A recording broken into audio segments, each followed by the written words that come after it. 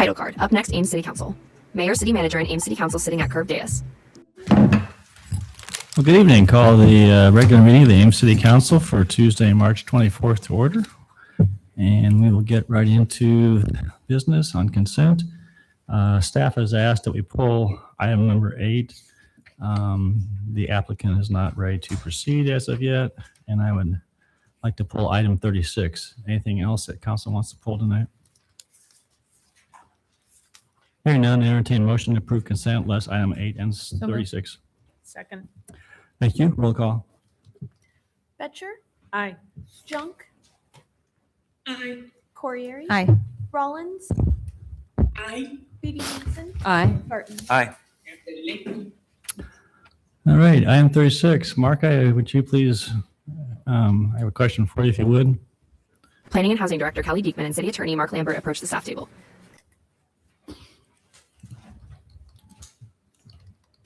As council is entering into resolution on development agreement, final plat, public improvements, just want to reconfirm that your office and you are supportive of this item. I mean, I think maybe supportive is just not the quite right word. There's been this issue raised about an Iowa code section that says that we can't give away property. Cities cannot give away property for free, right? It's very clear in the Iowa code, and it's been we have done similar things in the past. We've had a lot of consideration in return for that, so we've been able to sort of justify, well, we're giving this away for less than fair market value, but we're getting this and this and this in return for it. That may be here. I have concerns whether we have enough here or not, and I don't really know what those items are. But it's I think we have to be cognizant of that Iowa code section, and that there's a certain level of risk here if we go ahead.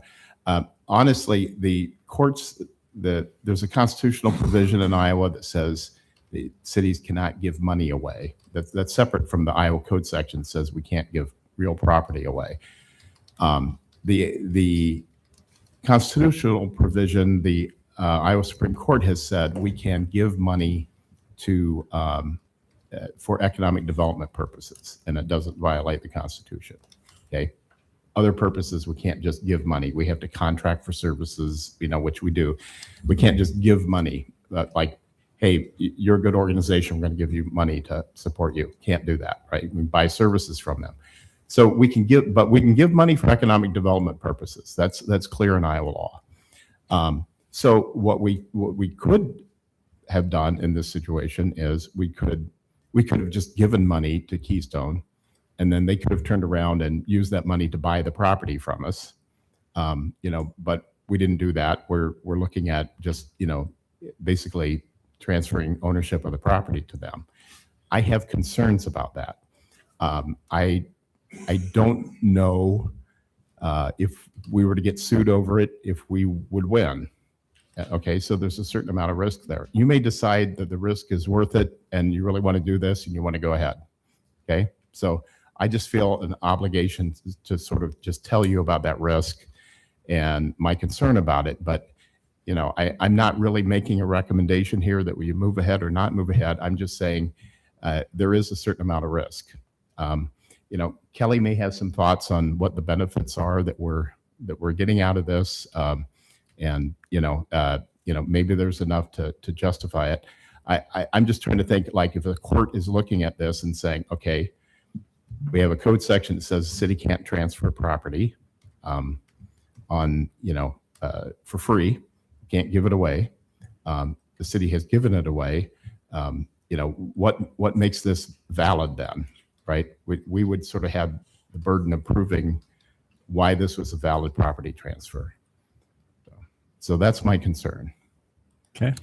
So I have a couple of questions or concerns of my own. So when some of the residents first brought up that code section, I know we had asked you to come up and make a comment on that. And I don't know how the rest of council felt, that it was pretty explicit when you said that the code section, the language is this, but we have the economic development factor Right. in our favor in this Right. case because we had spent time justifying why it was for economic development purposes. And you also made a comment that your office had already been discussing this issue and you felt pretty confident that we were solid in our standing in terms of the economic development argument, which kind of goes to the consideration piece of it as well, because I think there's been numerous meetings where we've discussed not just the economic development argument, but how this supports council goals, how we've considered that factor in relation to low and moderate income housing, and our desire to identify pieces of property that aren't well used, that have room to do increased density to benefit those housing goals. So I'm just a little confused as to why in all the times that we've discussed that we haven't really heard any concerns up until now. Yeah, and that's fair. Honestly, that came up at the council meeting. I came up and I said, well, we've done this before with Baker subdivision, and we had discussed it in the office, and our thinking at the time was, well, we've done this with the Baker subdivision. It's just that as I've gone on since then and thought about it, I've had second thoughts on it, and it really kind of came to a head this afternoon because Renee got an email with an open records request that went through, and I just saw this whole string of things, and it made me worried that we might get sued on this. So I felt an obligation to tell you that I think there's a risk here. Now we may have enough to be able to justify this. Okay. As my thinking before was that we did because of all the economic development reasons and such, we may have enough to justify it. I'm not saying don't do it, okay? Just very clear. I'm not saying don't move ahead. I'm just saying that there is a risk here, and so because there's a risk, I want you to be aware of that, okay? And if we move ahead of this, I feel like we can defend it, but I can't guarantee we'll win that, right? So that's just the FYI I'm trying to give you here, is that I cannot guarantee we would win. So there's a risk. So I just want you to understand the risk, and you may find that risk acceptable. And if we were sued and if we lost, and then we end up, it voids the transfer of the property, and we would end up owning the property again. There's probably a way we can figure that out. It's kind of a messy situation, but there's probably a way we can figure that out and move forward. But my whole point is, I just want to let you know there's some risk. And again, my thinking has evolved on this, and I apologize. I should have gotten out on this earlier, but I'm not saying don't move ahead. Okay, I'm not saying that. I'm just saying be aware there's a risk. Okay, I don't want anyone to say, Mark, why didn't you warn us there was a risk of this happening? So here it is. Okay. She has something else? No. Is there a timing issue associated with this item that we have to do this today? Because I feel like we need to have a little more, and I don't want to put you on the spot, Mark. I'd like to give you a chance to do a deeper dive, talk with colleagues around the state, because we can't be the first city in the state of Iowa that has wanted to do something like this. So, is there a We've done timing? it. But is there a timing issue on this project? Yeah, I well, mean, I feel like there is. there is, because there's an option agreement that that expires at the end of the month, right, Kelly? Expires today. Yeah.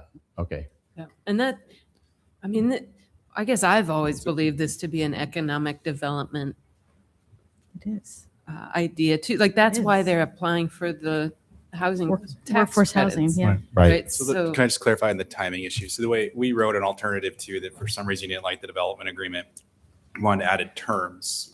The way the option agreement is written is that if you didn't approve it tonight, the purchaser is relieved from being responsible or having to follow through on anything. Sure. So they could walk away from the property is what they could do. If you were to continue it to the next meeting in April, they would have to agree to that.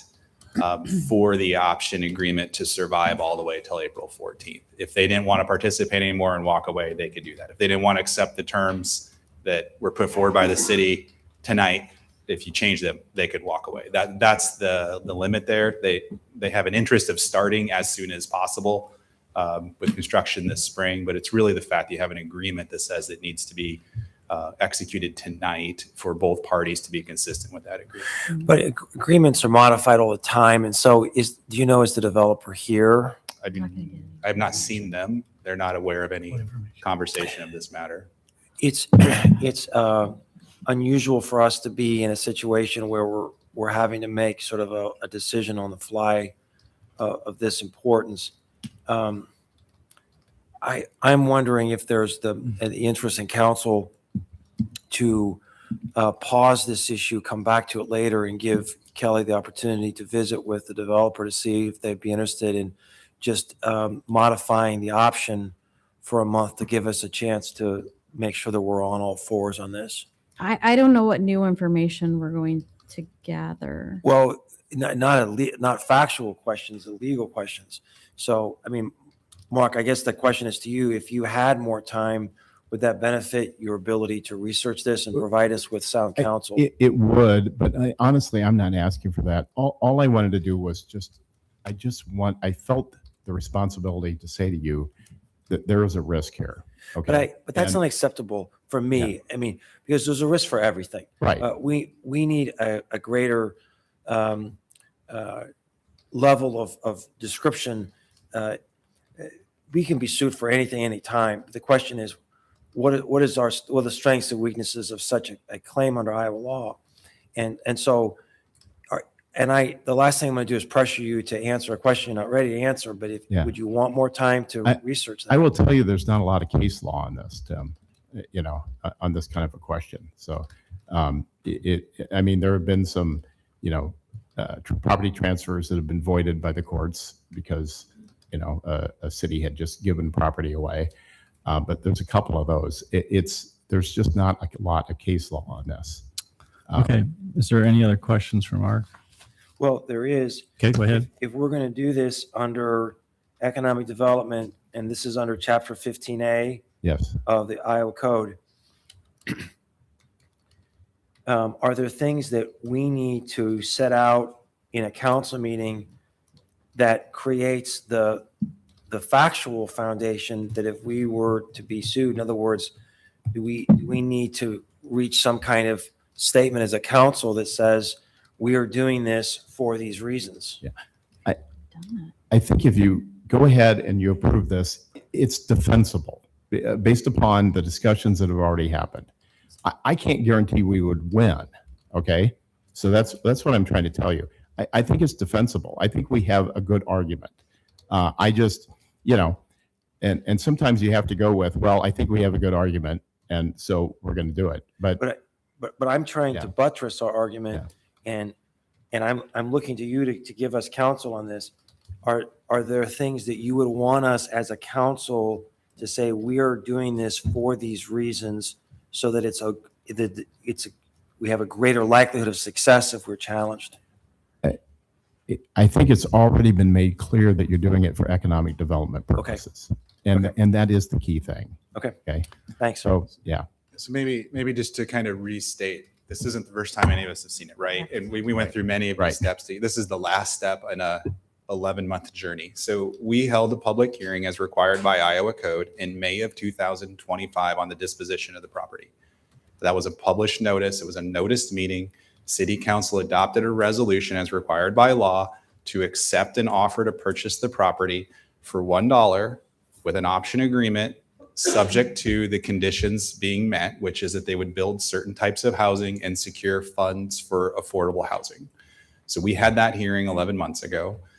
We adopted that option agreement at that time. That's when the first conversation where Mark commented back to you about the input from the neighborhood. So at that time, we've said all along that yes, economic development for the construction and production of housing is essential to the welfare of the city.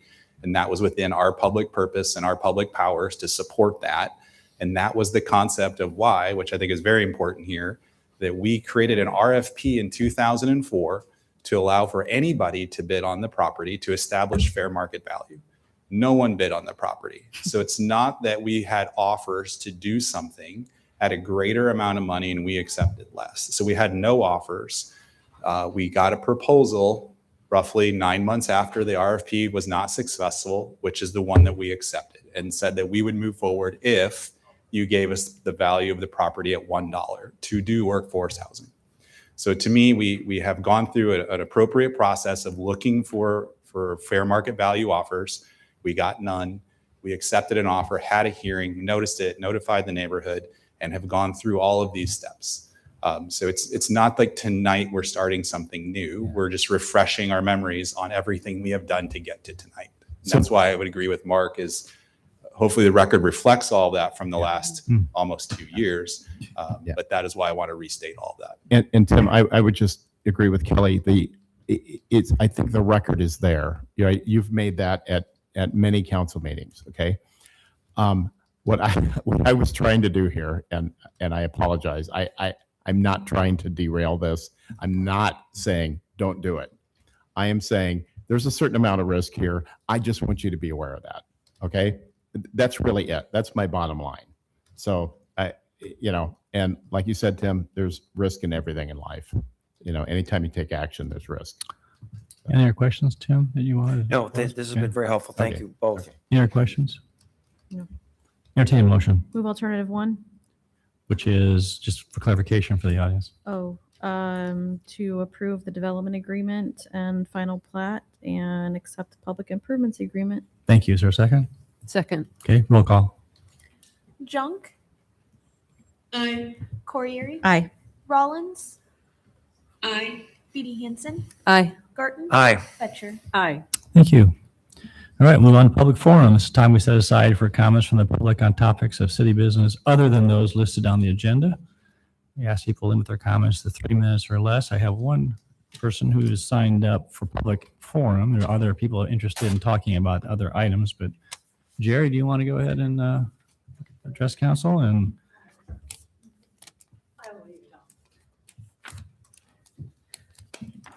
Jerry Neal, 916 Ridgewood Avenue. I'm speaking tonight about solar investments on behalf of a working group from the Ames Climate Action Team. We have been closely following the city's opportunity to construct a solar field, 24.9 megawatts, I believe it is, on the municipal airport property. We believe that solar investment makes a lot of sense for the city for 4 reasons. One, it helps us to meet our climate goals, of course. Importantly, though, it is the lowest cost energy generating technology that's available today, and that source is from the DOE. The cost of the actual fuel, which would be sunlight, that's free, and it's inflation proof. That's an important point when we think of the future. And this is also the fastest technology to deploy. So we believe, I think like you do, that the low cost source of energy is the most responsible action that we can take for our ratepayers. Regional market prices are rising. The future price of gas, which we'll be using to fuel our new generators, it's unknown. Historically, the highest electricity prices are during the hottest, muggiest summer months, and these events are not expected to disappear. So we're experiencing, the Climate Action Team, a sense of urgency about 2 things: timely city action and timely global action. Regarding the city, there is this ever shrinking window, July 4th, 2026, for the developer of this project to meet the safe harbor requirements in the administration's current omnibus tax bill. And that preserves then eligibility for tax credits and additional time for construction. And these credits are significant, and it can come to the utility as a direct payment that's equal to 30% of the project cost, or as credits to private investors if the city chooses to take the energy through a power purchase agreement. But that window is coming very close to the time where it's going to be hard for the developer to safe harbor what's needed to capture this. The second thing that we're concerned about is the planet. So we failed to meet as a city our rather ambitious 2025 city goals for solar and wind. And the urgency of moving towards systems that reduce our greenhouse gas footprint cannot be overstated. Ecosystems, human health, economic stability, these are all at increasing risk. For the first time ever, scientists have stated with statistical confidence that global warming is accelerating, not merely continuing at a steady rate. So those are the things that are concerning us and what we look forward to. We're looking forward to hearing more about the proposed solar project, and we want to urge the council to recognize the need and the value of a diverse mix of electric generating resources. So thank you for your time. Thanks, Jerry. Does anybody else want to address council under public forum, items that are not on the agenda? You state your name and you may start.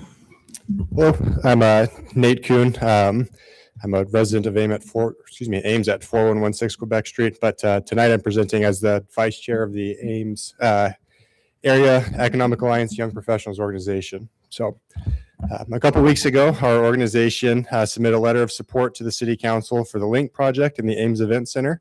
I'm here tonight to further reinforce our organization's belief that this project represents an opportunity to transform not only our downtown space, but our city as a whole.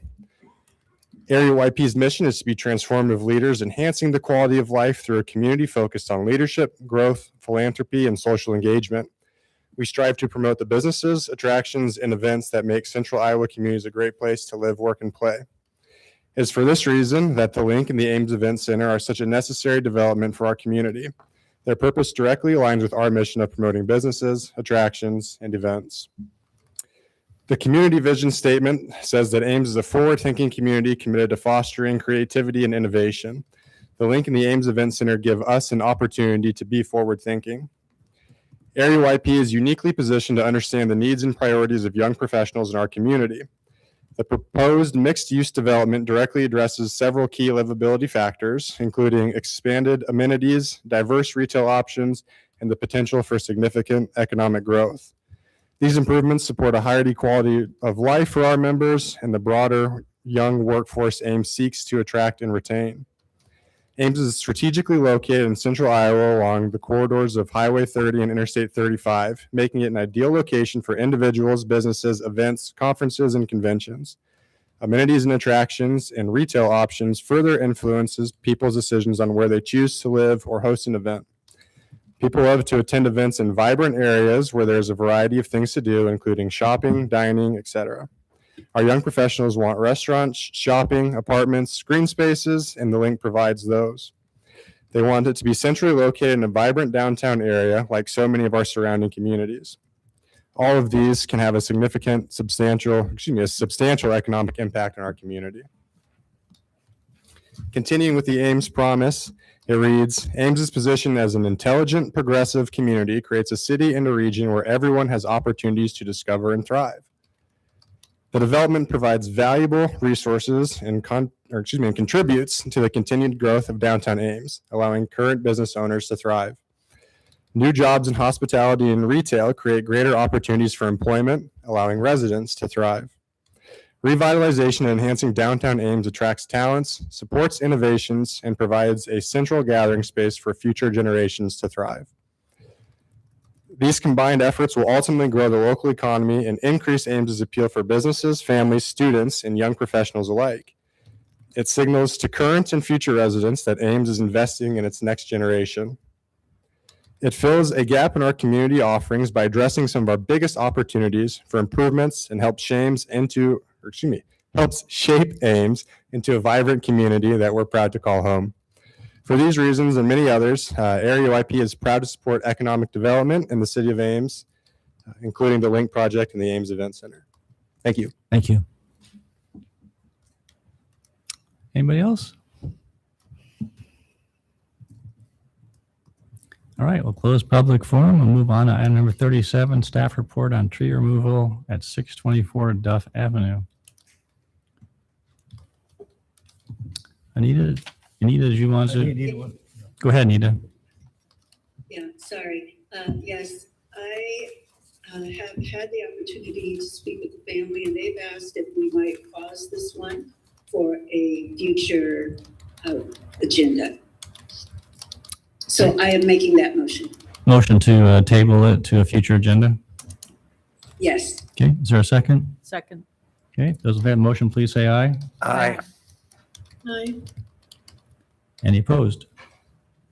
Motion carried. Thank you, Anita. One thing on this, Mayor, that I would be interested in, I'm looking for options to give us flexibility in how we negotiate this with the property owners.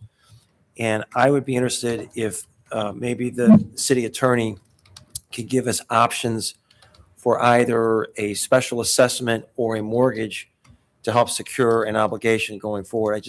I would like to go into that meeting with those options available. I'm not sure I have a particular recommendation, but just to have that as an option. You all make a motion? I would move that we ask the legal department to review the options for securing this financial obligation if we are able to reach an agreement. Is there a second? Second. Any discussion? Those in favor of the motion say aye. Aye. Those opposed? Aye. Any opposed? Thank you. Motion carried. All right. Move on to item number 38, resolution declaring Georgia Construction to be non-compliant or non-responsible contractor for the purpose of bidding on city projects, tabled for March 10th. City Attorney Mark Lambert approaches the staff table. So you have a memo from me. Jordison, the contractor, their attorney has sent a letter in which he raised, well, he and I had a discussion a while back, and he raised this issue of an Iowa code section that he believes would keep us from, prohibiting someone from bidding on city projects for a period of time. On its face, it seems to do that. I think it would take a lot more legal research to really decide if that's what that means or not. But he has at least a valid argument. So, my recommendation was to take that off the table. The council action form has been amended to take that part out of it. But also, the Jordison's attorney sent a letter to us that says that Jordison is asking to withdraw its bid on the resource recovery project, and that seems to deal with the current issue at hand. So my recommendation is that the council adopt a motion that would approve Jordison withdrawing its bid on the resource recovery project, and then not proceed with the determination as to whether they're a non-responsible bidder. Questions? So if we were to do this, is there any expectation in terms of limiting Jordison's opportunities to bid a project next week? Their attorney believes that that has to be done on a case-by-case basis. Like each time they bid on something, we'd have to determine them a not responsible bidder, and again, I'm going to have to do a deep dive research into this to come up with my opinion. I don't want to give you an off-the-fly opinion. My conversation with him just happened, late last week, so there was really no time to delve into that. But my guess is that Jordison is not going to bid on any City of Ames projects for a while. So, probably eventually they will, and then we can look at this again then. So, and I'm not going to fight on this tonight. If this is an easy way for us to resolve this, but I just want to make sure that 6 months from now, a year from now, if they bid on another project, the council is not prohibited from going forward and addressing this Right. at that time. Absolutely. Okay, that's all I need. Yep. Any other questions? Mark, in the bidding process, there's typically a bid bond Yes. that is submitted. And so if someone were to withdraw a bid, they would, the owner could cash that or redeem that for Right. the difference. Would it be appropriate at this point just to include in the motion to also authorize returning Yes. the bid security back to them as Yes. courtesy in Yep. light of all this what's gone on? Yep. Good point, Mayor. Yes. Okay. There's no further questions. I entertain a motion to on one of the alternatives, and if you're interested in alternative one, maybe adding and also returning the bid security or bid bond to Jordison Construction also. I would move alternative one, that we accept Jordison Construction's bid withdrawal for the Resource Recovery and Recycling Campus project, and address their status as a responsible bidder on a case-by-case basis for future bids, and also return to them their Bid security. bid Bid, security. yeah, thank you. Is there a second? Moved and seconded. Those,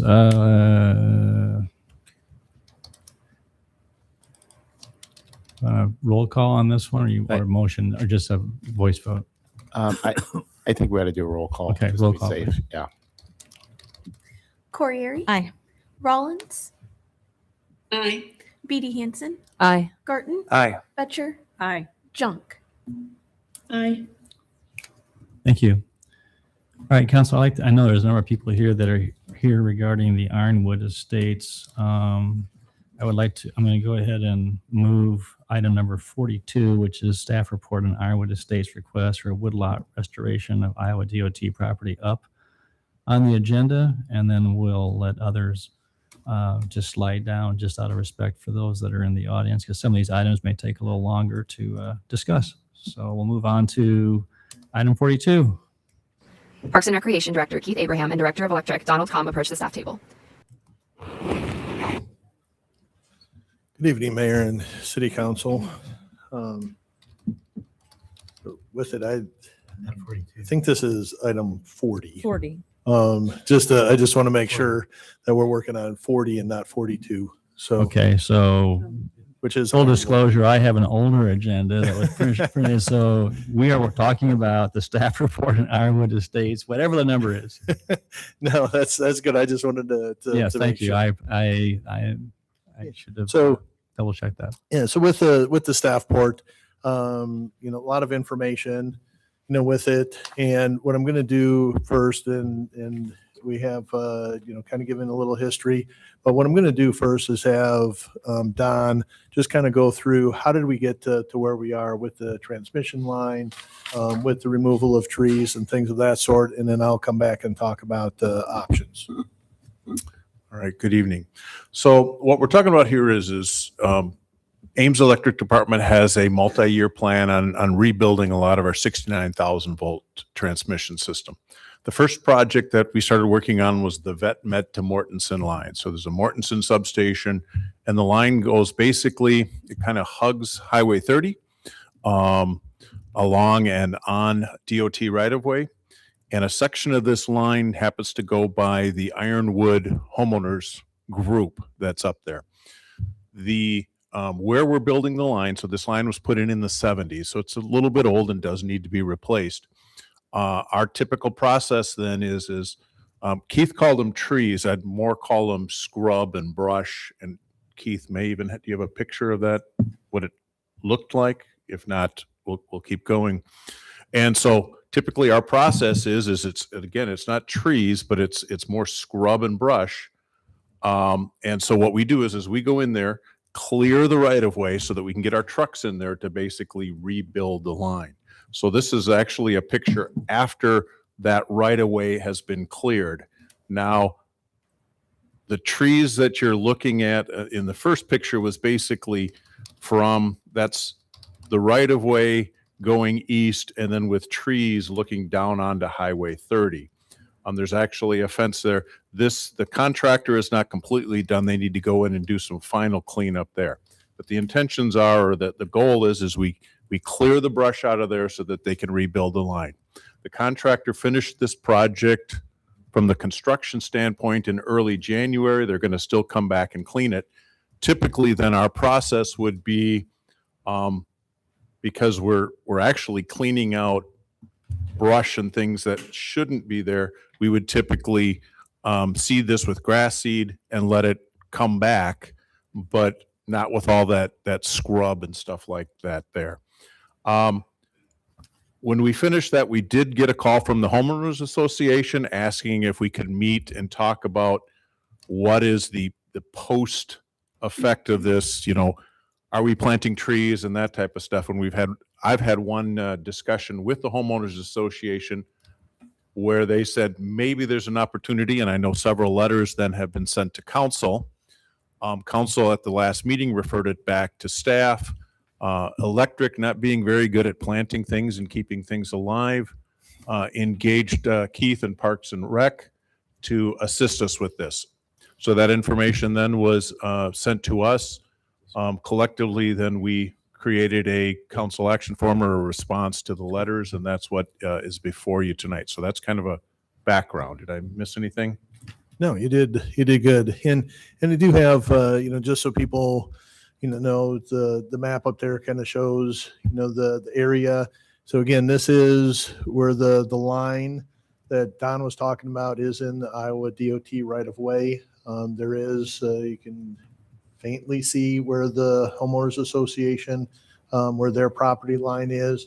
There is an easement that electric has on the homeowners association, 10 foot wide to access this. So, so as Don said, and we do have a few other pictures, of some of the debris, and we acknowledge, it needs to be cleaned up. There's no doubt about that. So the question is what should the responsibility, because there is no city property in this area where these lines are. It's either, it's all DOT land is where the electric transmission lines are. So with this, and what Don mentioned is, generally they would go back and they would just plant seed, grass seed in there.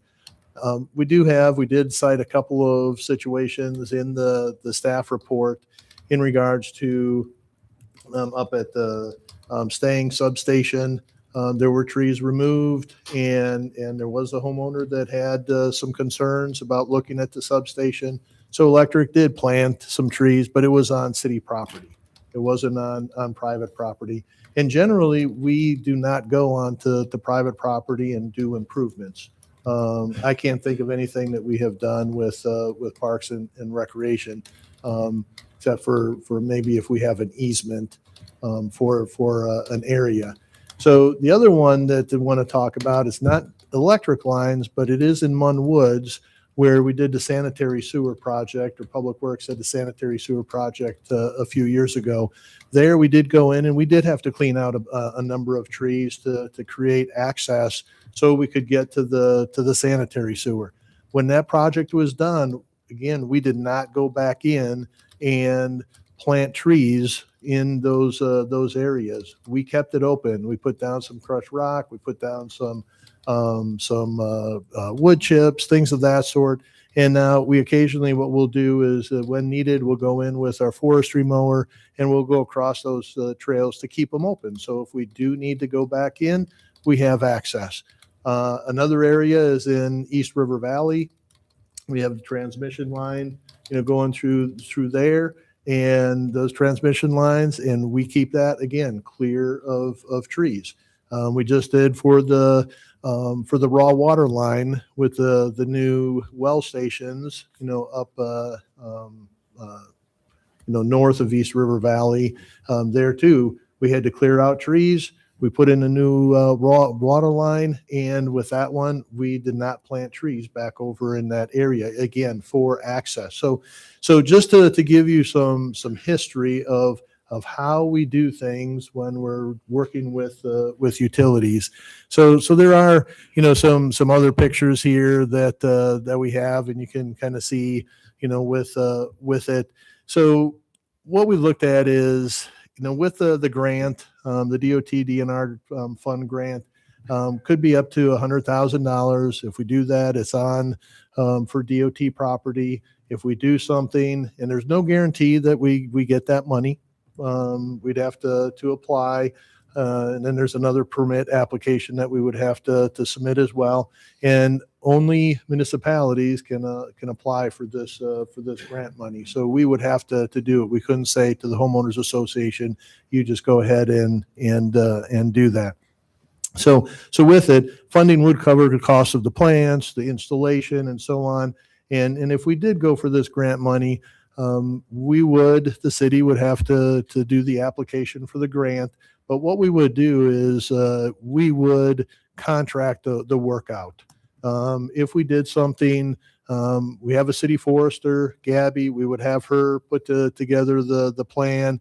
It would be submitted with the application.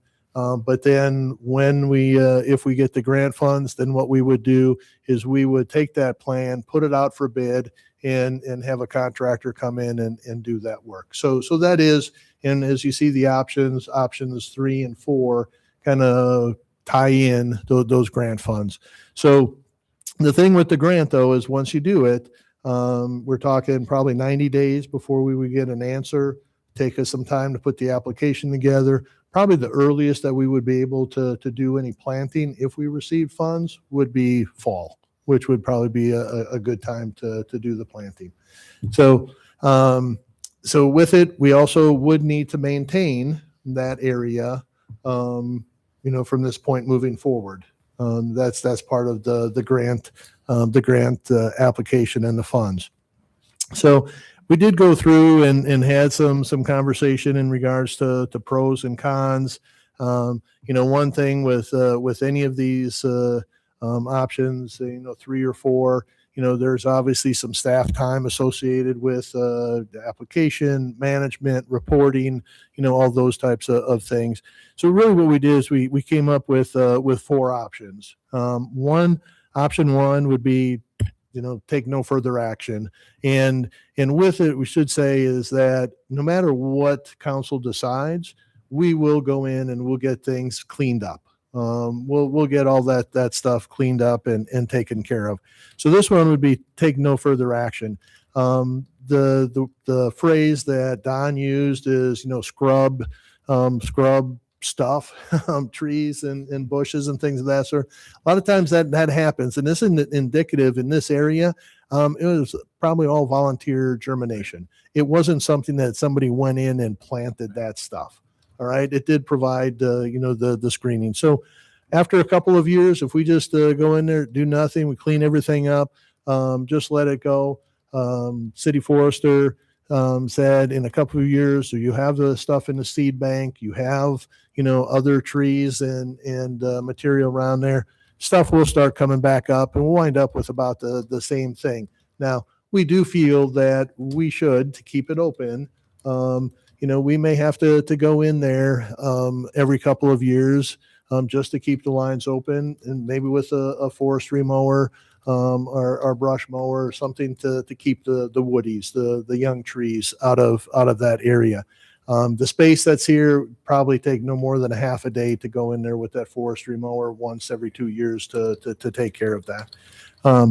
So another option would be, does the homeowners association, plant vegetation on its own property? Now, when you look at it, there are some areas they may be able to put some planting further to the west, further to the east. The property line is pretty close to a retaining wall along the drive. Probably not going to be able to do a lot there, and some of that was expressed in the letters. Option 3 and 4 is really, again, working with the grant, either doing native shrubs or doing some junipers. And with the junipers, the reason the city forester selected those, they are bred to be a certain height, so about that 10 to 15 feet high.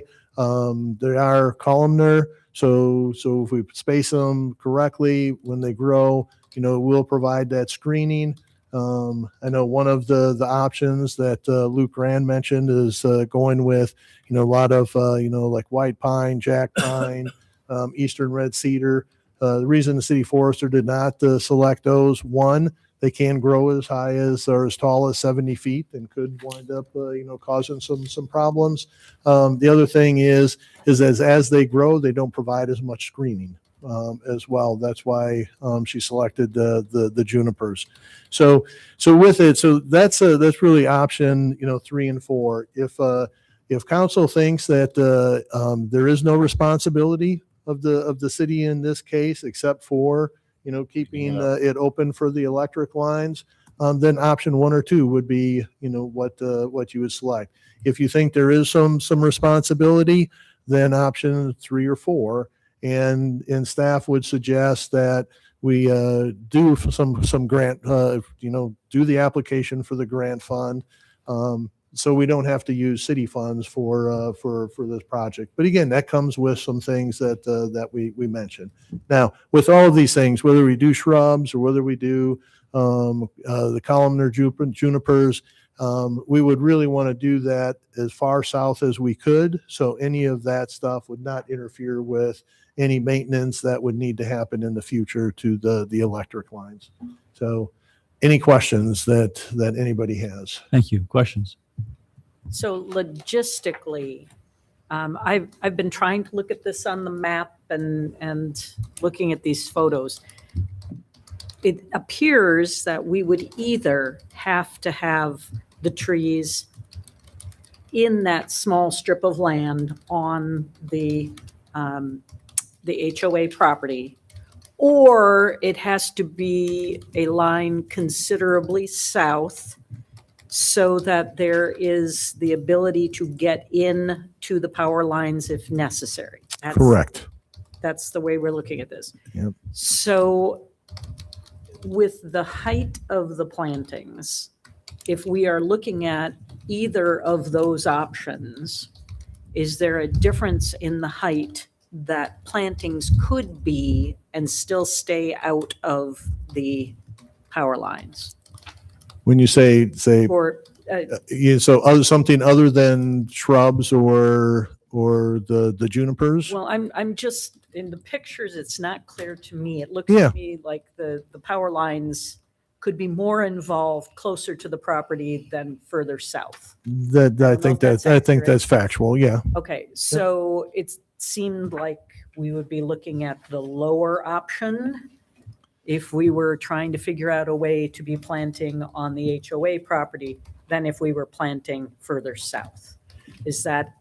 Yeah, I think one of the things, the further south you go is it's very sloped if you have been down there. So you've got the area in along where the houses are. It's a little flatter where the electric line is. Once you get further south, you have a little bit, and then it starts sloping. So that creates some challenges as well. There is also some vegetation that's still there, that wasn't taken out due to the electric line or the replacement of those poles. So there are still some trees and some other vegetation. So the goal would not be to go in and take those out and then plant something in place of them.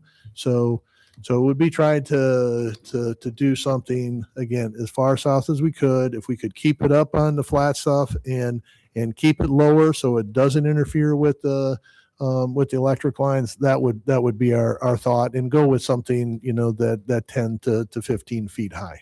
And does that still allow access to the poles and the lines if necessary, or are we putting ourselves in a position where we put in the trees and then we have to take them out again if there's a problem with those poles and those lines? Yeah, the key is not to put them directly underneath the line, but either stay on one side or the other of that right of way. And there is a little bit of flat surface both near the homes and beyond the pole in Yep. much of the location. To the south. Yep. Other questions? So who owns the land? DOT. The DOT. So, and I've been working on the presumption that it says it's a right of way and that someone else owns that ground, but maybe that's not correct. The Well, DOT it's actually, right of way. It's Well, not the city right of way. I understand. I want to just understand the logistics.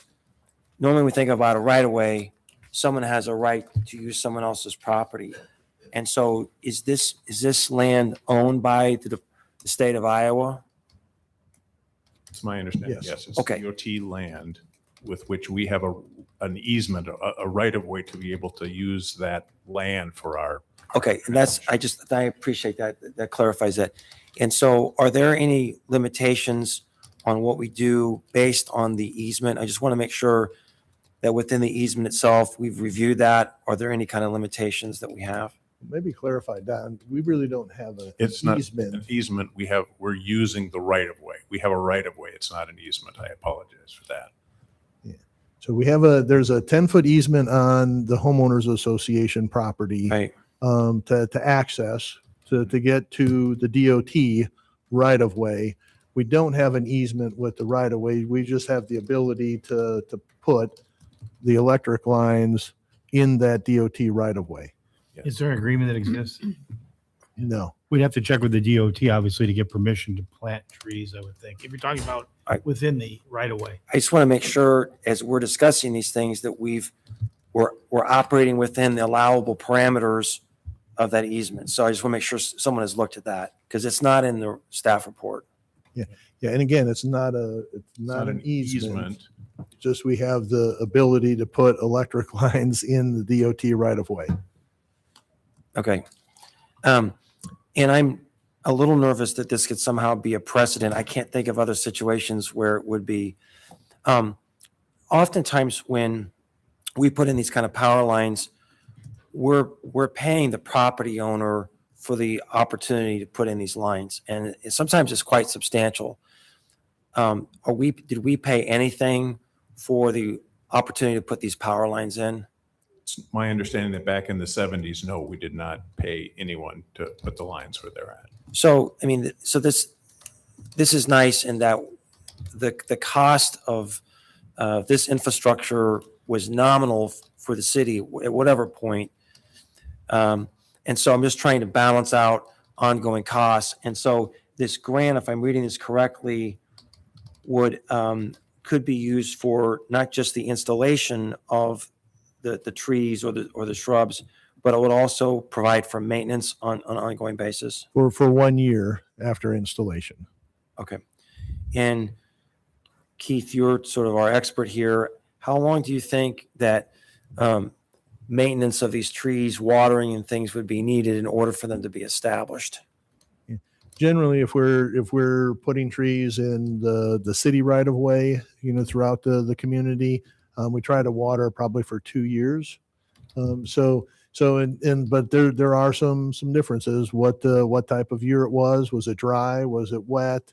All that kind of stuff. But we would really look at probably 2 to 3 years on the outside, 3 to 5 to get them established. So as I look at this, our exposure as a city is really fairly nominal. If we can get this grant, we can put in this vegetation, we have a nominal amount of maintenance, and then we walk away. So we don't have responsibilities 10 years from now to go in and prune the trees or do any kind of further maintenance. This is sort of go in, maintain for a couple of years, and then we're done? No. With the grant, if we go in and we do these plantings, we are accepting maintenance for the life of that area. Okay, and so help council understand forever, sort of a long time. Yeah. And so if we bring this into the scope of Parks and Rec responsibilities, help us understand how big of a deal this is. Yeah, I think it depends on what we have. If we do the junipers, there may not be a lot of maintenance that we have to do. If we if you're wanting to put in different trees and so on, what we try to do is we try to hit every tree once every 5 years within the park system. That's for pruning, for evaluation, all those types of things. So where we have to, like I already mentioned, just for the area where the power lines are, we'll probably once every 2 years we'll have to go in with the brush mower and make sure that any woodies that are coming up, get taken out. But we So- would have, but that would be, we'd have to do that anyway. Correct. So Yep. I'm just trying to narrow our focus Yep, yep. on the council, just because we're going to do something that the whole city has to pay for, but it's benefiting primarily just the subdivision. So I'm trying to wrestle with Yeah. that piece of it. Yeah, so- Right. So what was that, Bronwyn?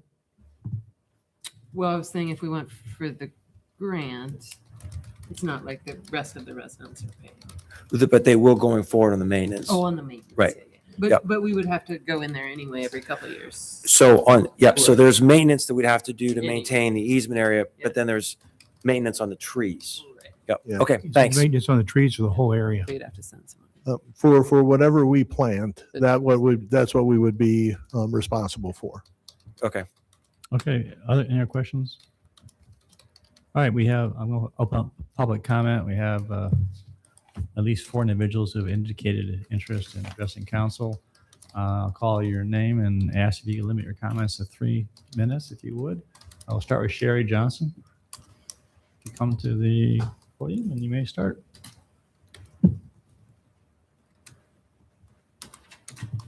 Hi, I'm Sherry Johnson. I live on Ironwood Lane. My property is actually very visible from Highway 30 and kind of dead spot where all of this is happening. I would encourage you guys to come out and take a look. This is a very, very unique situation. It's hard to even explain, honestly. But I would encourage you to come out and take a look. Right now, it looks pretty devastated. And I think with the plantings, which wouldn't be excessive, I don't think. I think you would just have to take a look at it.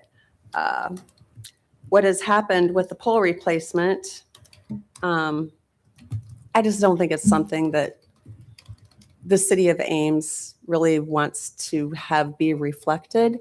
You can see it from Highway 30. You can see it from the Gateway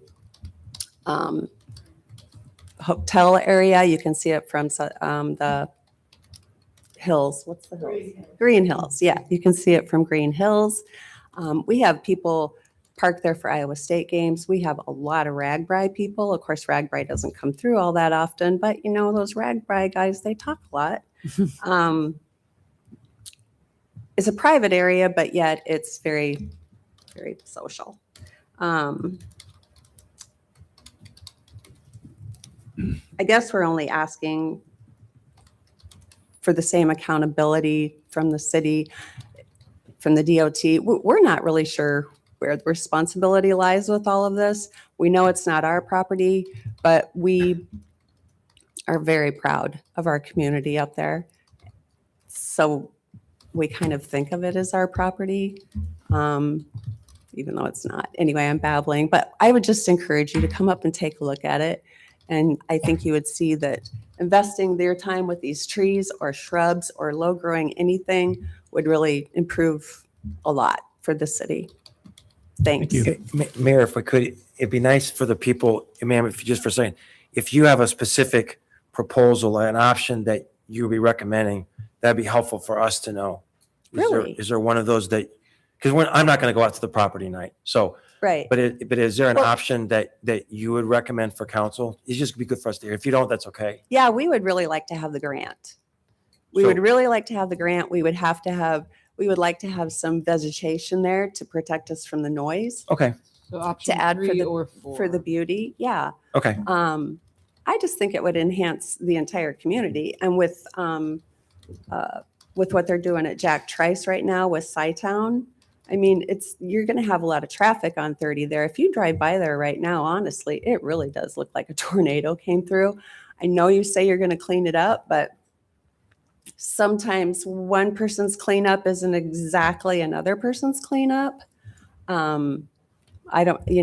We just would like it to look beautiful and represent Ames the way we all want Ames represented, I guess. And I know it probably sets a precedent, but I do feel like it's in a different location than, where the sewage thing was or where the other power lines were. it's just a different situation. We live right there. Thank you, Sherry. Okay, thank you. Thank you. Valerie Bolin?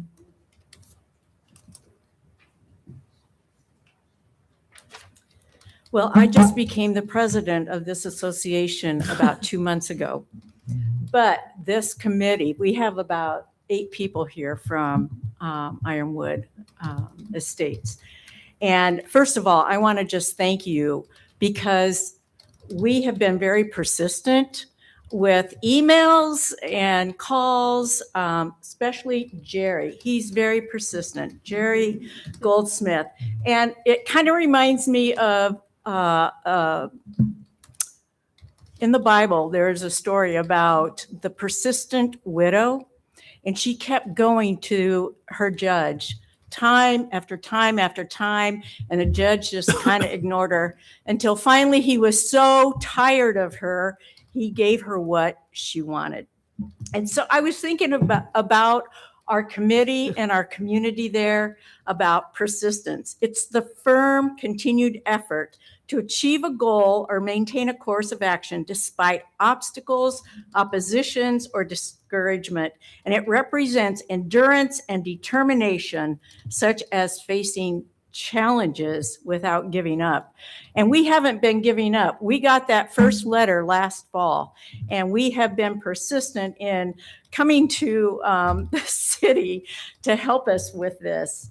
And I just want to thank you all. I mean, there was an Allison Smith, the mayor, city council members, the City of Ames, Department of Transportation, Donald Com, Mark Emhoff, Parks and Recreation, Luke Grand, Gabby Edwards, Rachel Harris, Keith Abram. I mean, there were so many people involved.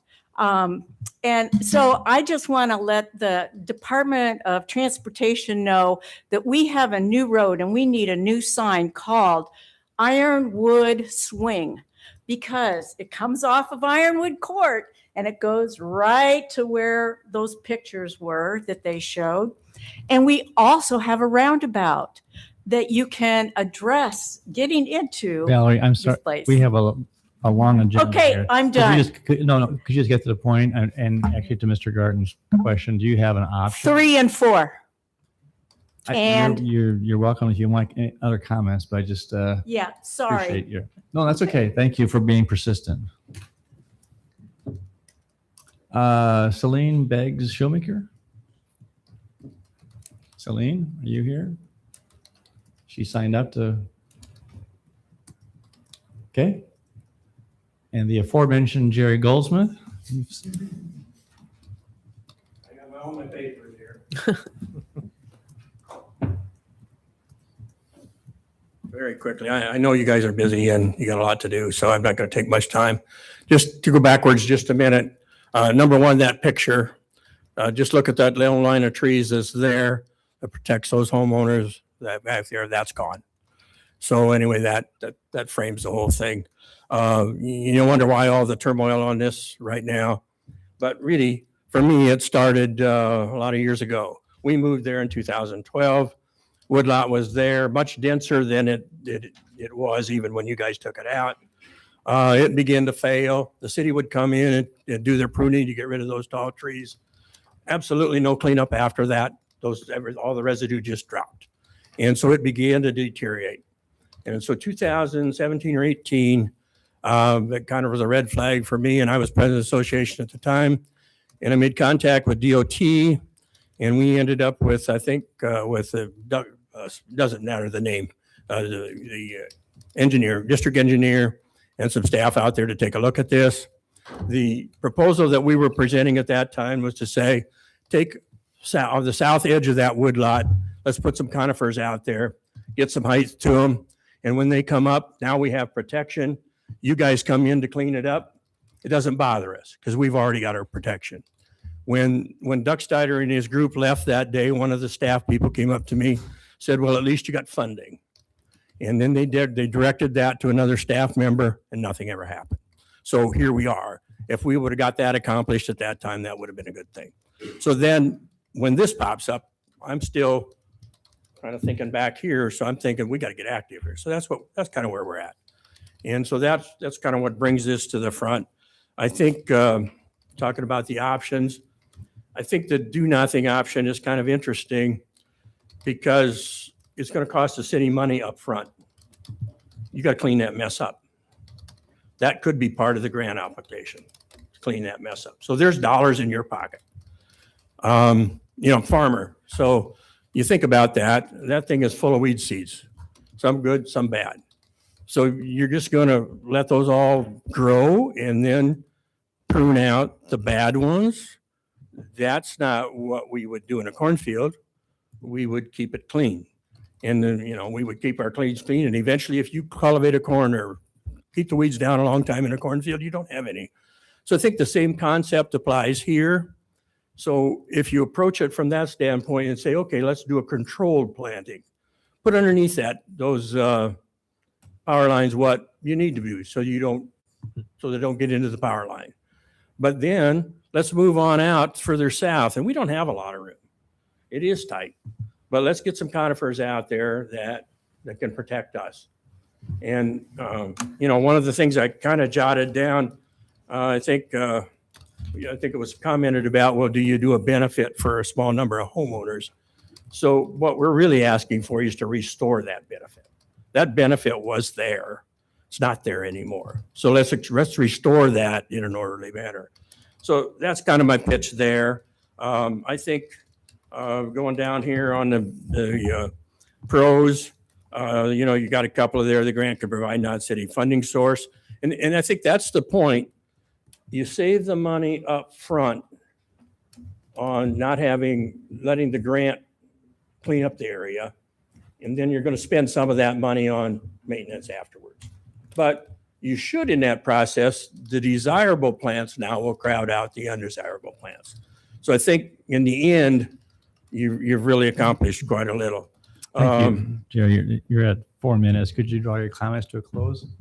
Pardon? You're at 4 minutes. Could you draw your comments to a close, Oh, please? very easily.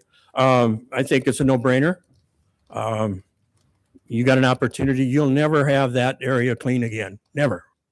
So if you ever want to make a difference, now's the time. Thank you. And so Appreciate it. thank you. Is there anybody else that wants to address council on this topic tonight?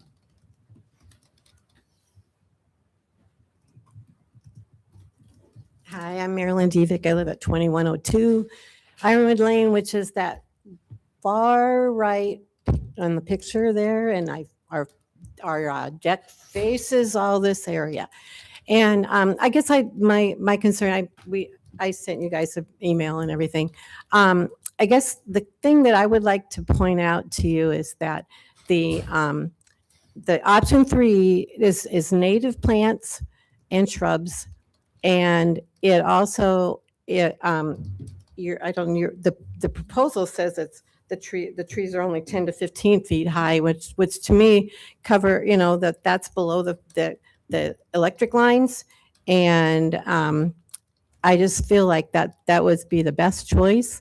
And you've got the funding and for it. The discussions that Jerry has had with the DOT person and about this, who brought this grant to our attention, like, hey, this is perfect for you, basically it's like, they said it's perfect for us. It's a good choice. And I think we're probably a shoe-in to get the grant. Maybe I'm being optimistic, but I just would like to really encourage you to take advantage of this opportunity to clean up. If you clean up, and at least, even if you do option 1, at least please get rid of the buckthorn and the honeysuckle and all that stuff. Make it so that the plant, so we don't have scrub and icky stuff to look at. And I appreciate you doing that. And thank you for listening. Thank you. Anybody else? All right, we'll close public comment. All right, council. I have one other question.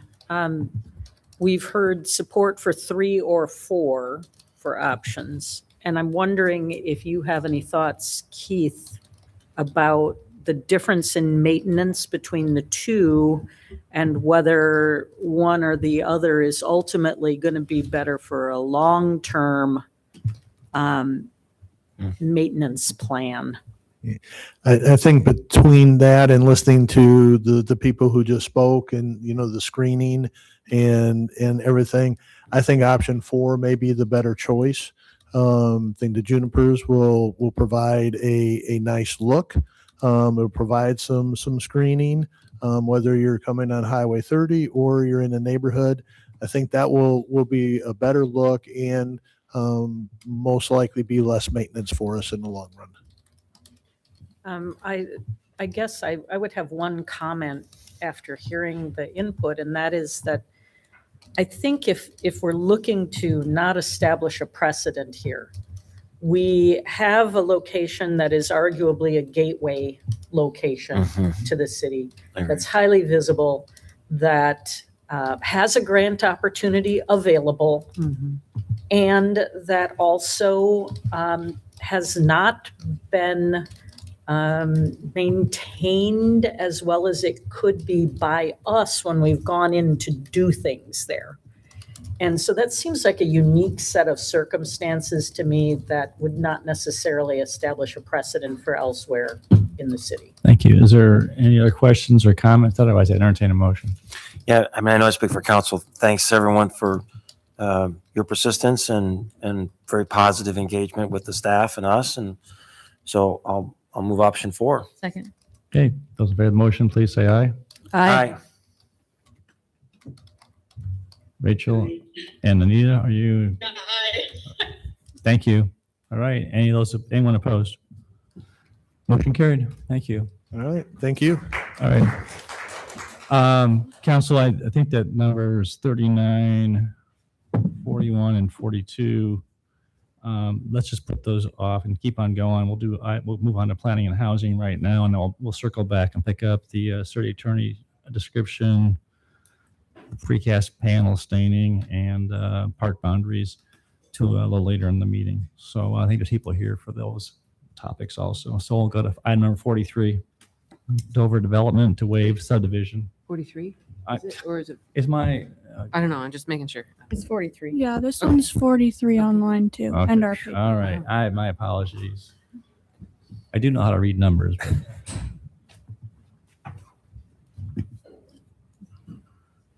Planning and Housing Director Kelly Deepman approaches the staff table.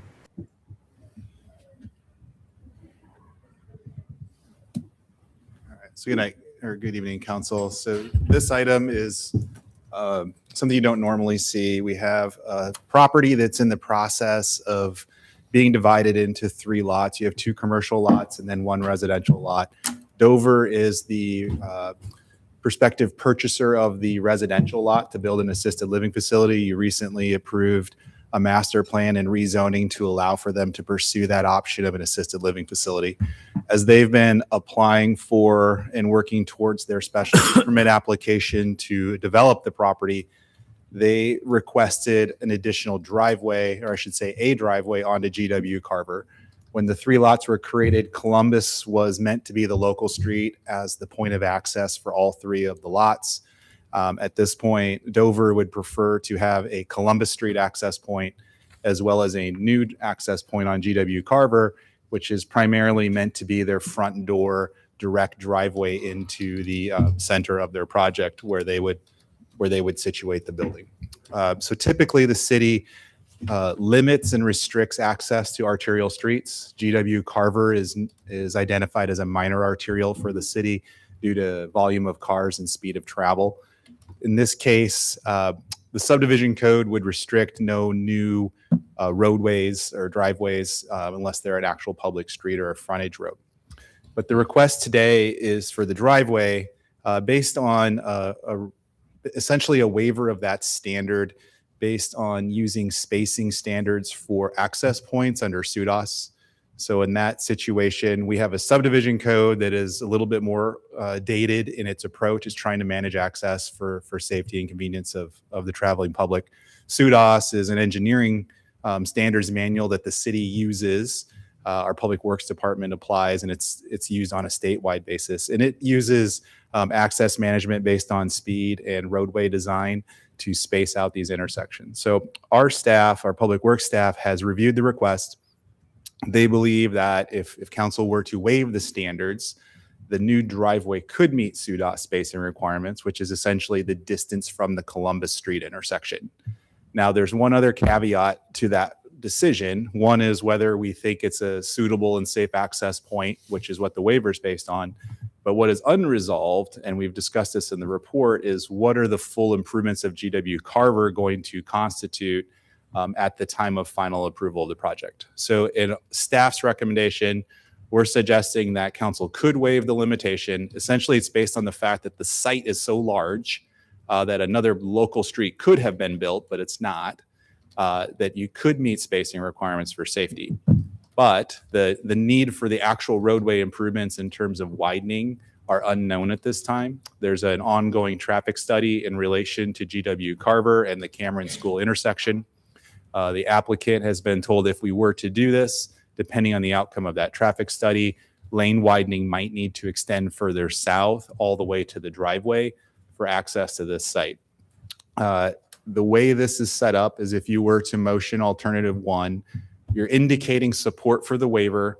The final decision on approval would come with the final plat, which is predicted to be within, I'll say, the next 2 months. So probably by May, you would have the final plat, which would include the conclusions of the traffic study and the roadway improvements that are planned for GW Carver. Thanks, Kelly. Questions? Kelly, I'm remembering correctly that the bike trail is going to be on the east side. Is that correct? Yeah, long term, the shared use path would extend on the Northridge Heights side and continue east and connect into the path that's at Iron. It's on the east side. Okay, thanks. So there'll be sidewalk on this frontage, shared use path on the other frontage. Okay, thanks. Other questions?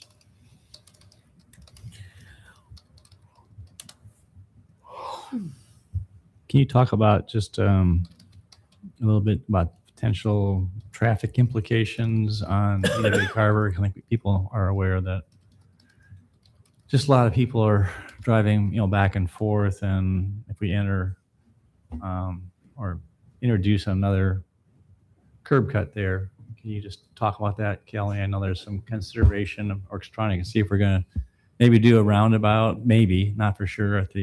Yeah, so it's a little unusual in how many things are up in the air at this moment. There's a lot kind of converging together on parallel timelines here. So you had this preliminary plat approved, and you have a developer trying to build on that larger lot to the south.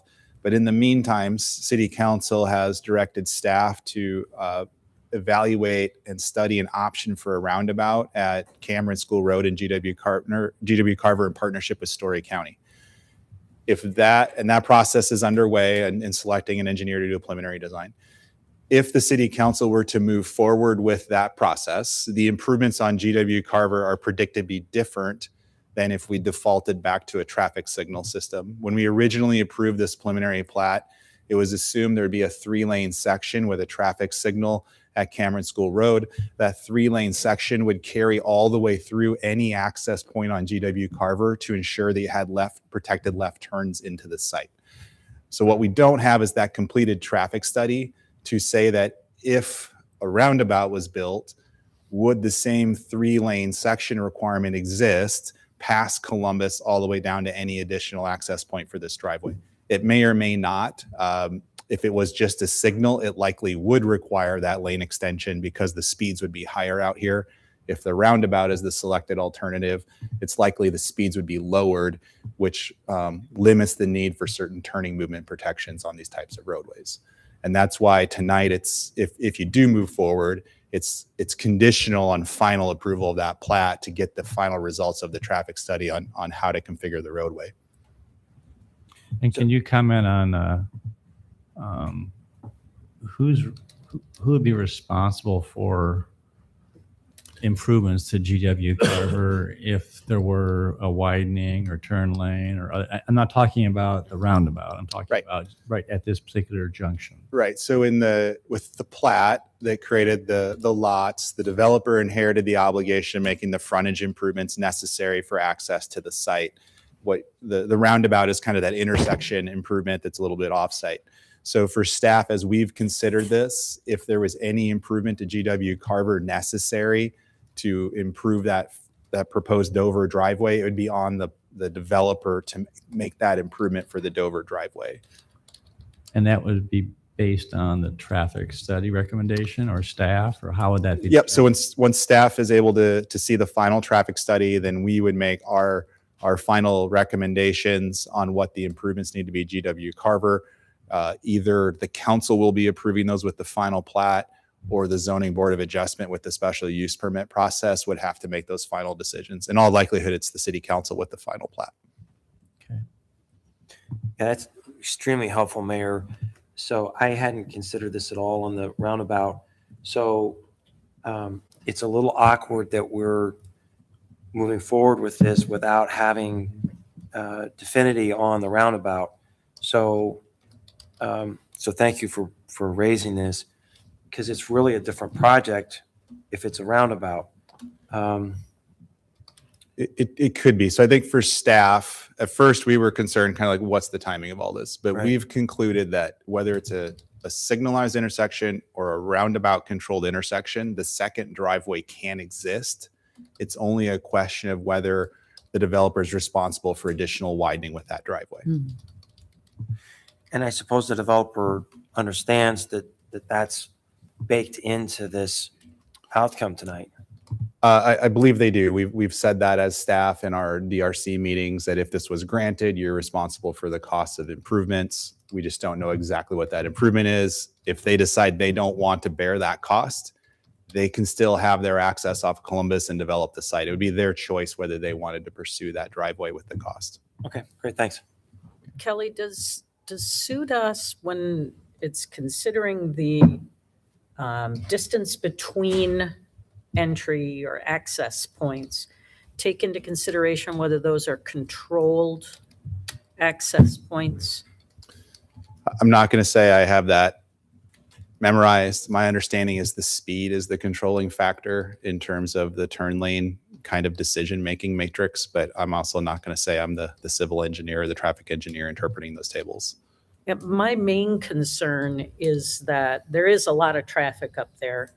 And we've learned recently that from complaints about Mortensen Road and access points from private properties that we don't have the ability to enforce a stop sign being put on a private property, even though the code says people are supposed to stop before entering the street. There isn't anything that requires that property owner to put up a stop sign. And I'm somewhat concerned about having an arterial that seems to be as busy as George Washington Carver is, and which I assume is only going to get busier, adding an access point that is not controlled. If it's an intersection, we've got control and we can put up stop signs or put in a roundabout or a stoplight or whatever. But if it's a private entryway and exit, we don't have that kind of control. So that's my concern about it. Okay. Open up public comment. Does anyone want to address council on this topic tonight?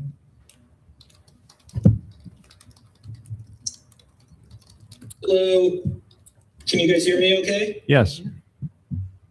Yes, we can. Patrick Antone. Awesome.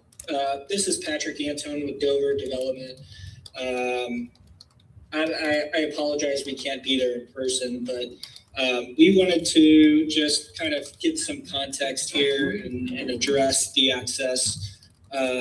This access point along GW Carver is very important to us for a couple of reasons. The first, and I cannot see the board, so I'm not sure if you guys have a site plan pulled up. But if you do, on the west side of our site plan where our current access is along Columbus. To the west of that, you'll see the independent living cottage units there, or cottage apartments. That is the only other access that we have to the site currently.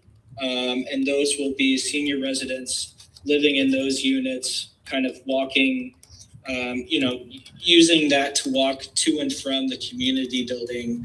And so our concern with only having that as our only access point is that being where all of the traffic flows, to and from when those residents are walking back and forth.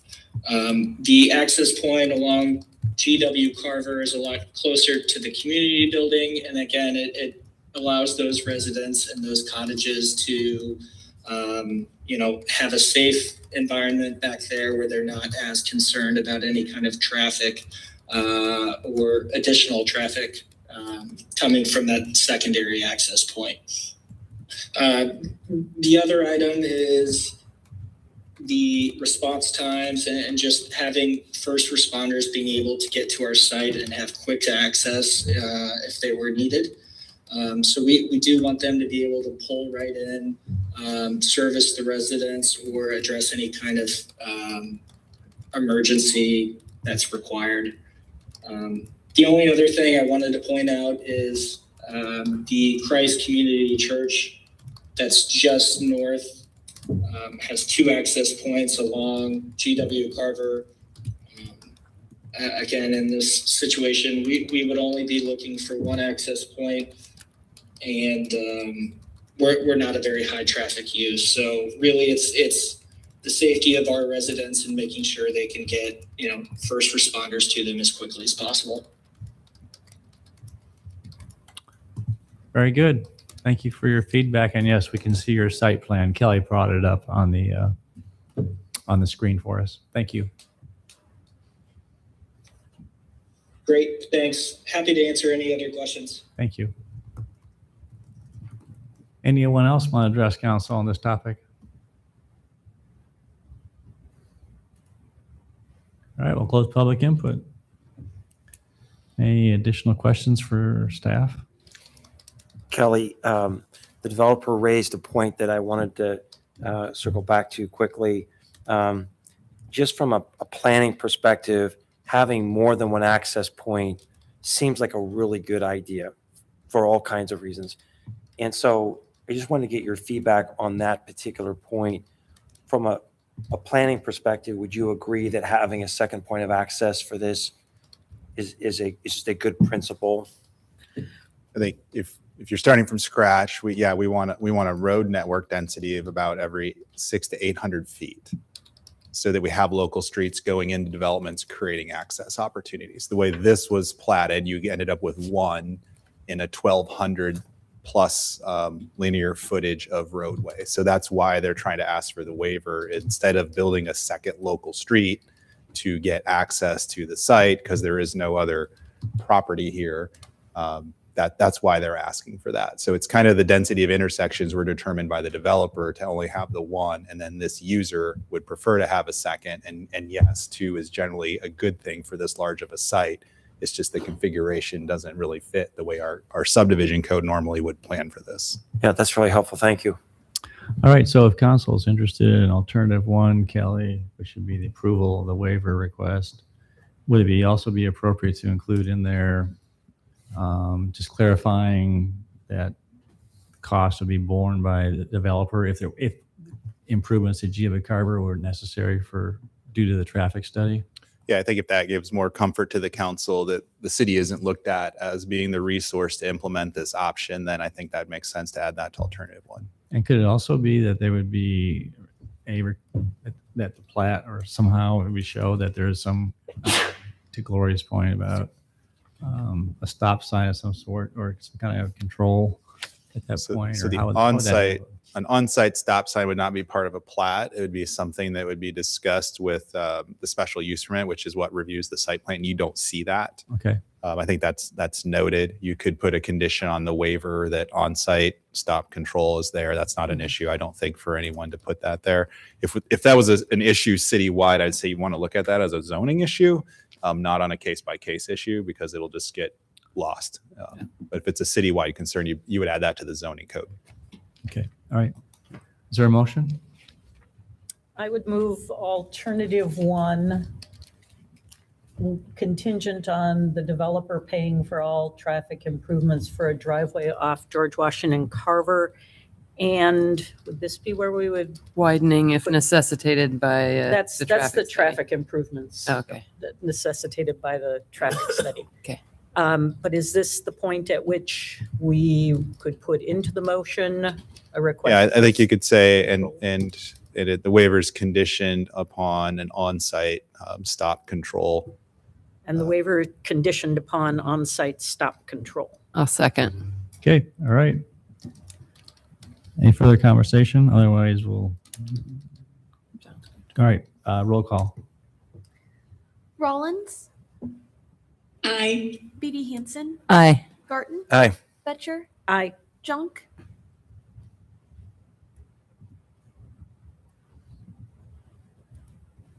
Junk, Aye. Corriere. Aye. Very good. All right, we'll move on to item number 44, development agreement outline for Auburn Trail on Hyde Avenue. All right, so tonight we're talking about the Auburn Trail subdivision. In a few items later on the agenda, you're going to talk about the rezoning for the site to fit this development concept that we're talking here. We're talking about this one first because there's already 2 development agreements that are in place for this property. You have an original annexation agreement that spelled out obligations related to participation in a street assessment, water buyout fees, water and sewer connection fees, and some other obligations for development of the property. And then a few years ago, when you first rezoned the property, part of the consideration of that rezoning was to add a contract rezoning item that the developer was responsible for completing a trail segment across the entire frontage of the site along Hyde. And as this project was discussed in the incentives conversation back in December, we defined a number of things that would be financially beneficial to the property owner, to the developer. They constitute really 3 main things. One, the developer would no longer be responsible for the Hyde trail improvements on the frontage. They would only be responsible for their street improvement with the intersection that they would make, not the whole trail.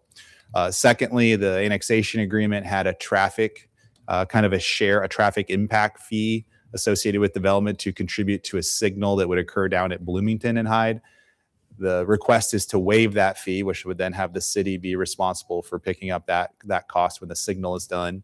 And then the third benefit was to waive some of the water and sewer connection fees. And that was based on the idea of the first 50 homes that were developed with the site. So since December, we've communicated with the Hunziker companies to kind of put a little more meat on the bones here about what this really means. So in this report, you now have a list of developer commitments and city commitments. This outline, if it's approved tonight, would then lead to an actual development agreement that we would approve essentially concurrent with final plat, because that would establish what all the actual obligations are. It also ties into the timing of certain payments for connection fees and water buyout fees. So I think what you see on the board tonight is consistent with the discussion in December. We have shared this with Hunziker companies. I believe they're in agreement with this as well. I'm happy to answer any questions. Thanks, Kelly. Questions?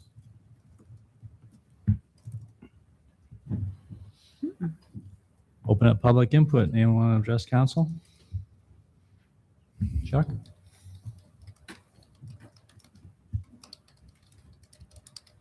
Good evening, Mayor and Council. Chuck Winkleblack, 105 South 16th Street. Just want to thank Kelly and everybody that's worked on this between the changes to the conservation subdivision. And we've been talking about this project for 6 or 7 years. So we're anxious to get started moving some dirt, and just appreciate everything that with Steve and Kelly and everybody else that's worked on this to get us to tonight. So happy to answer any questions. Any questions for Chuck? Thank you. Thanks for investing in the project too, Chuck. All right. Anyone else want to address council? Close public input. Is there a motion? Move alternative 1. Second. Thank you. Roll call. Beatty Hansen, Aye. Garten, Aye. Betcher, Aye. Junk, Aye. Corriere, Aye. Rollins. Aye. Thank you. We'll move on to under 45, awarded contracts, resource recovery and recycling campus.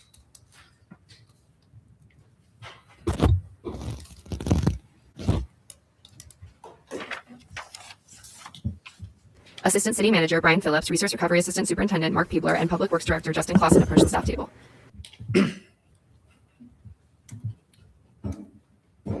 I just want to comment, Justin and Mark, Brian, I think you guys did a great job on your report and everything too. So maybe I'll just hit the high points and we can keep on moving. Yes, so we're returning to the City Council after March 10th, where we reported the bids for this project. We have 11 separate construction contracts that will all come together to complete the project.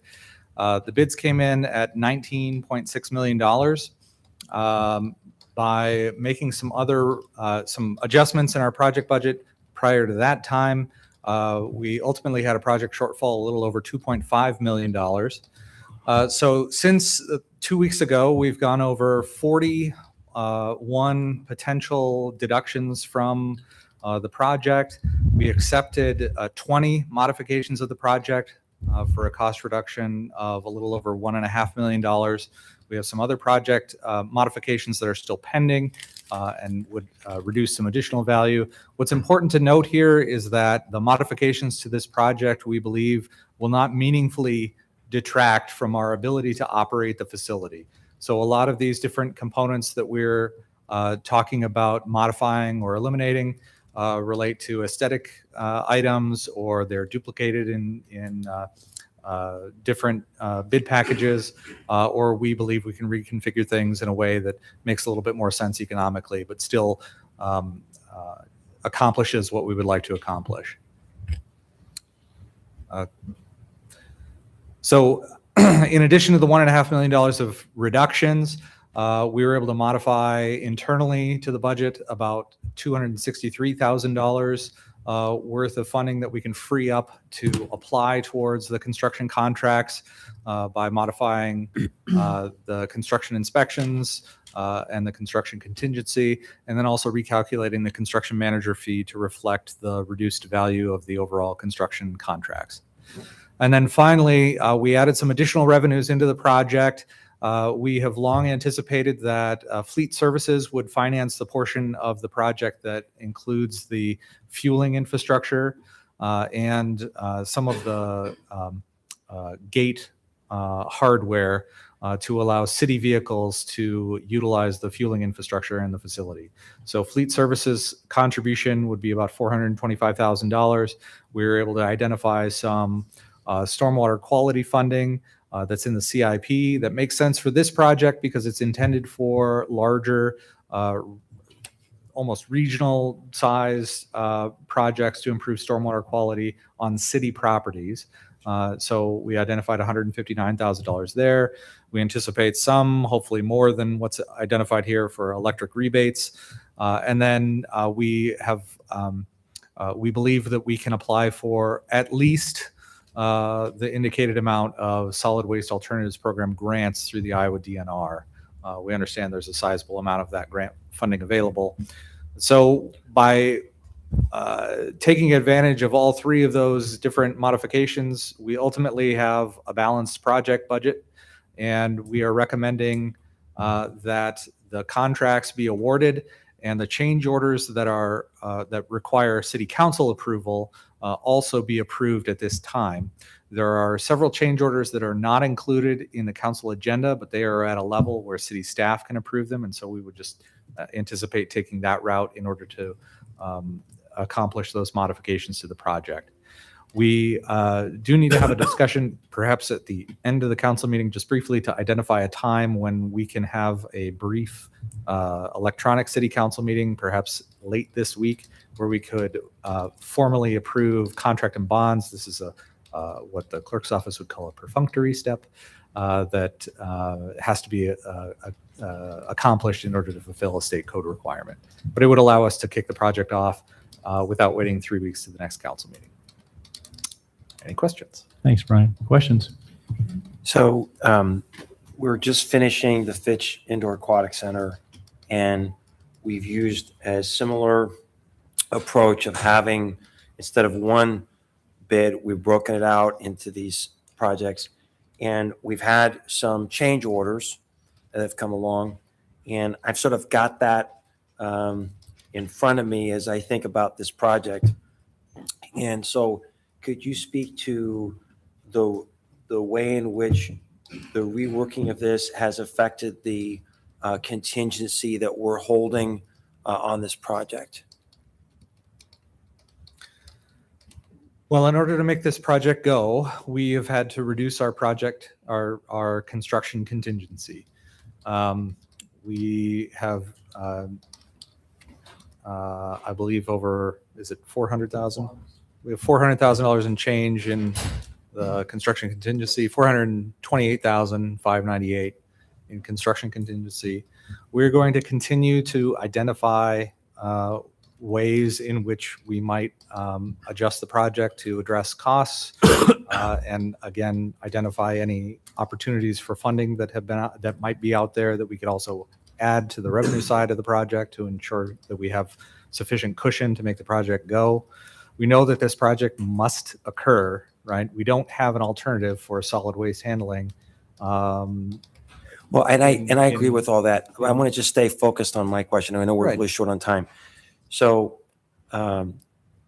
is there a rule of thumb that the city has followed with respect to what the contingency should be as a percentage of an overall construction project? I don't have that number in my head.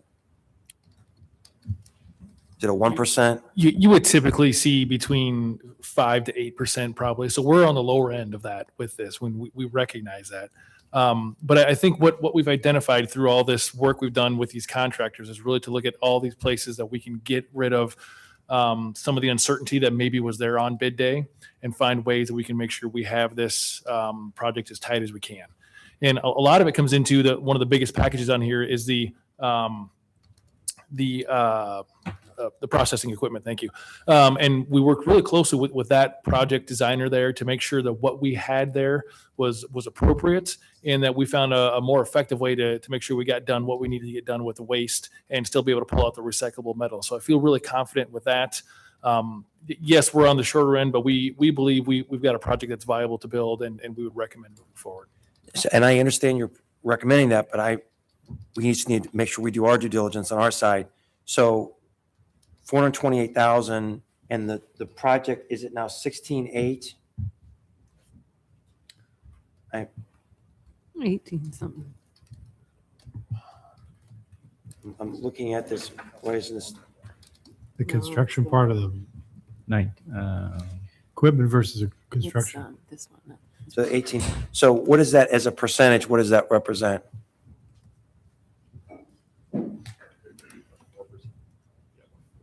About 4%. That's what. Lower. And I mean, we're always presuming that we're going to have a project that comes in on schedule, but that's why we have contingencies. And so if just because of the uniqueness of this project, I'm just a little bit nervous about how skinny we are on the contingencies. Worst case scenario, if we ran a situation where there was a need for additional funds that exceeded the contingencies, I don't know that we've been in that situation before, then what do we do? Well, I think in this project, what we're really looking at is trying to limit the amount of debt service that we have that we apply to the tipping fee that's charged to users of the resource recovery system.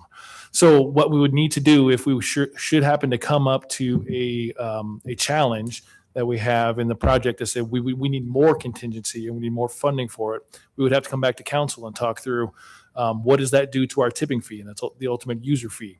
Now, what we could do is you can probably hold the first year where it's at, but then what's going to happen is the fund balance in subsequent years would likely need to change, or we need to look at alternative funding sources.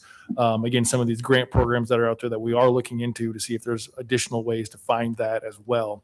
But that would be the decision we'd have to make is would we have to look at revenue abated bonds to do this again, and something obviously we're trying to limit what we're doing with that. There's also savings we find in other projects. They have a lot of other projects. We have one on the agenda today. We were $700,000 short, and we had to find savings to handle that project, right? I can't remember which was on the agenda where we were short and we had to. 13th grand. Pardon me? 13th grand. So we have come in under some of the projects, if you remember, the flat space projects. So we'll just have to find it from other places. Okay, thank you. We looked there first before we raised tipping fees. That's a 2%. Any other questions? Open up public comment. Does anyone wants to address council on this topic tonight? All right, I'll close public input. If there's no further questions, I would entertain a motion on, if council so approves, awarding item number 45A through P. P. So moved. Second. Just so the council understands, the concrete contractor's been replaced then, and Right. this, you notice, the second low bidder has been replaced in this vote. Okay. And that includes both the award of the contract as well as approving the change orders that require council input. All right, roll call, please. Garten, Aye. Betcher, Aye. Junk, Aye. Corriere, Aye. Rollins, Aye. Beatty Hansen. Aye. Thank you. Thank you. All right, move on to number 46, hearing on zoning text amendment, creating a new zoning overlay district, West University Pedestrian Enhancement District, density parking and design requirements between Sheldon and Highland and Lincoln Way and Oakland.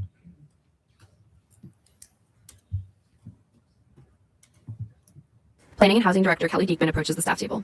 Zoning district location map shown.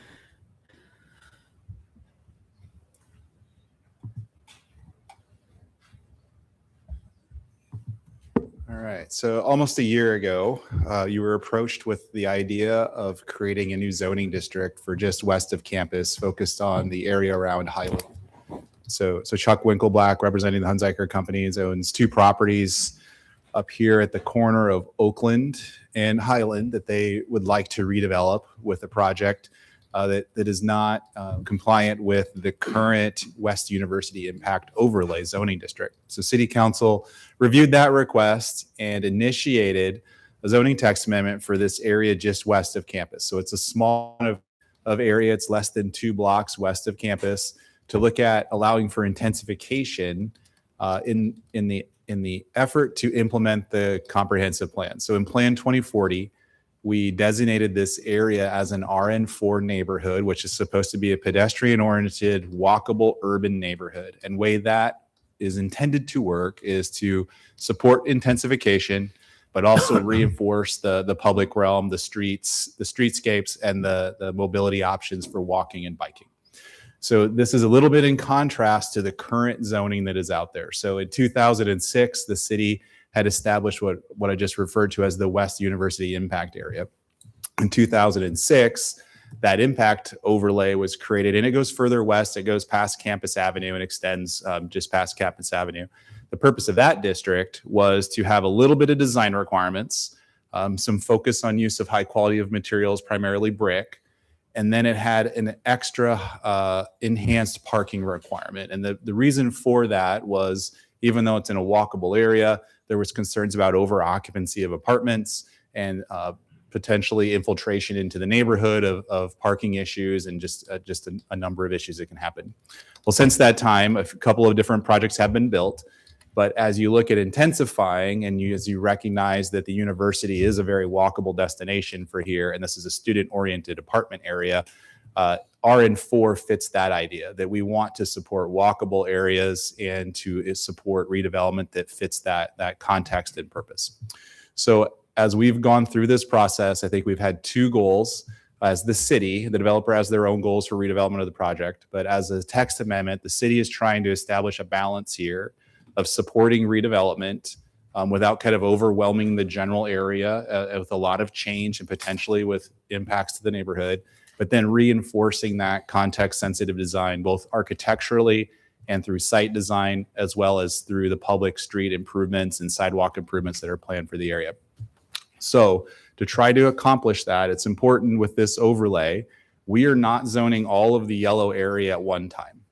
That's a little bit different. What we're creating is a tool tonight that can be applied on a case-by-case basis that is subject to an actual project approval. So every project that wants to take advantage of the elements of this text amendment must come before the city council for project approval and a rezoning action at that point in time. So that's a good check in the system to make sure there's public awareness of what's happening, and we'll see the evolution of the neighborhood as it occurs, rather than rezoning it at one time, walking away, and then 10 years later go, oh, I didn't know that was going to happen.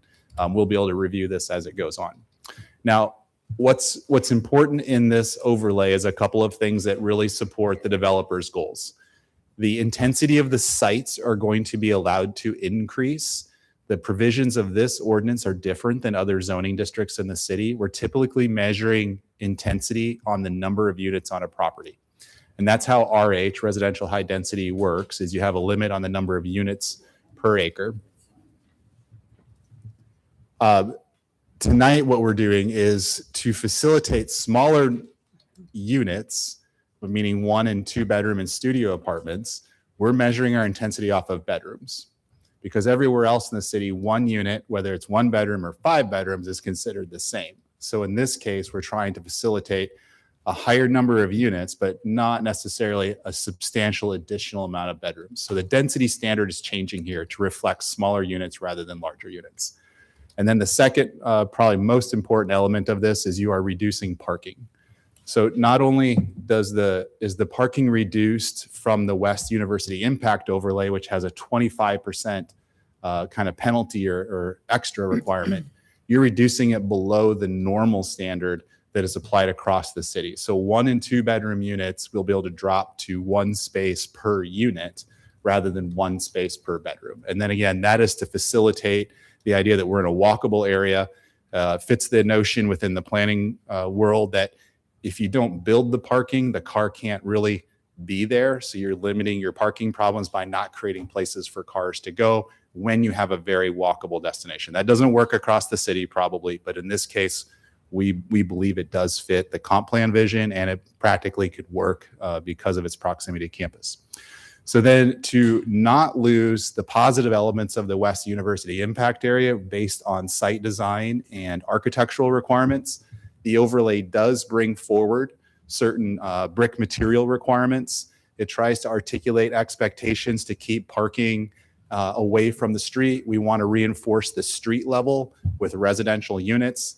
I think the worst thing that we could do is to pursue density and just build a podium for parking at the ground level and units above. That doesn't realize our vision for how a street can be activated and engaged with living units and people.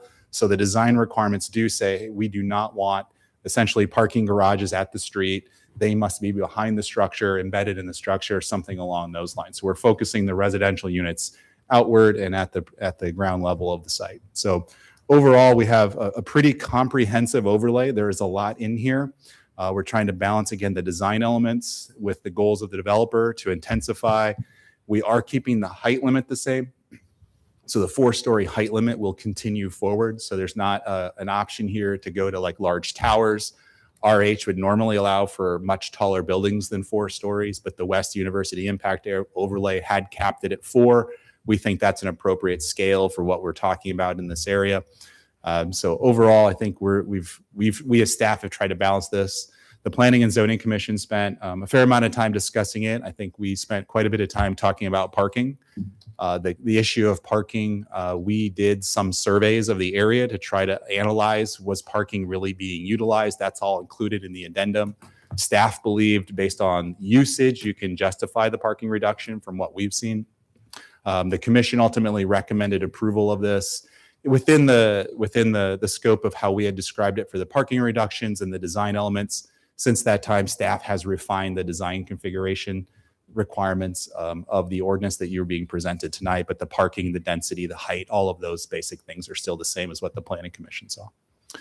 So technically, we have an applicant for this project, and the city staff is supporting the text amendment as proposed, and I believe the applicant also is in support of the text amendment. Thanks, Kelly. Questions? Kelly, this is not a super huge area of the community, but I am curious, have you evaluated the properties in this space with an eye to how many of these properties might pursue redevelopment if we do this? In other words, we've got one project, but we're doing a much larger area in probably anticipation of others.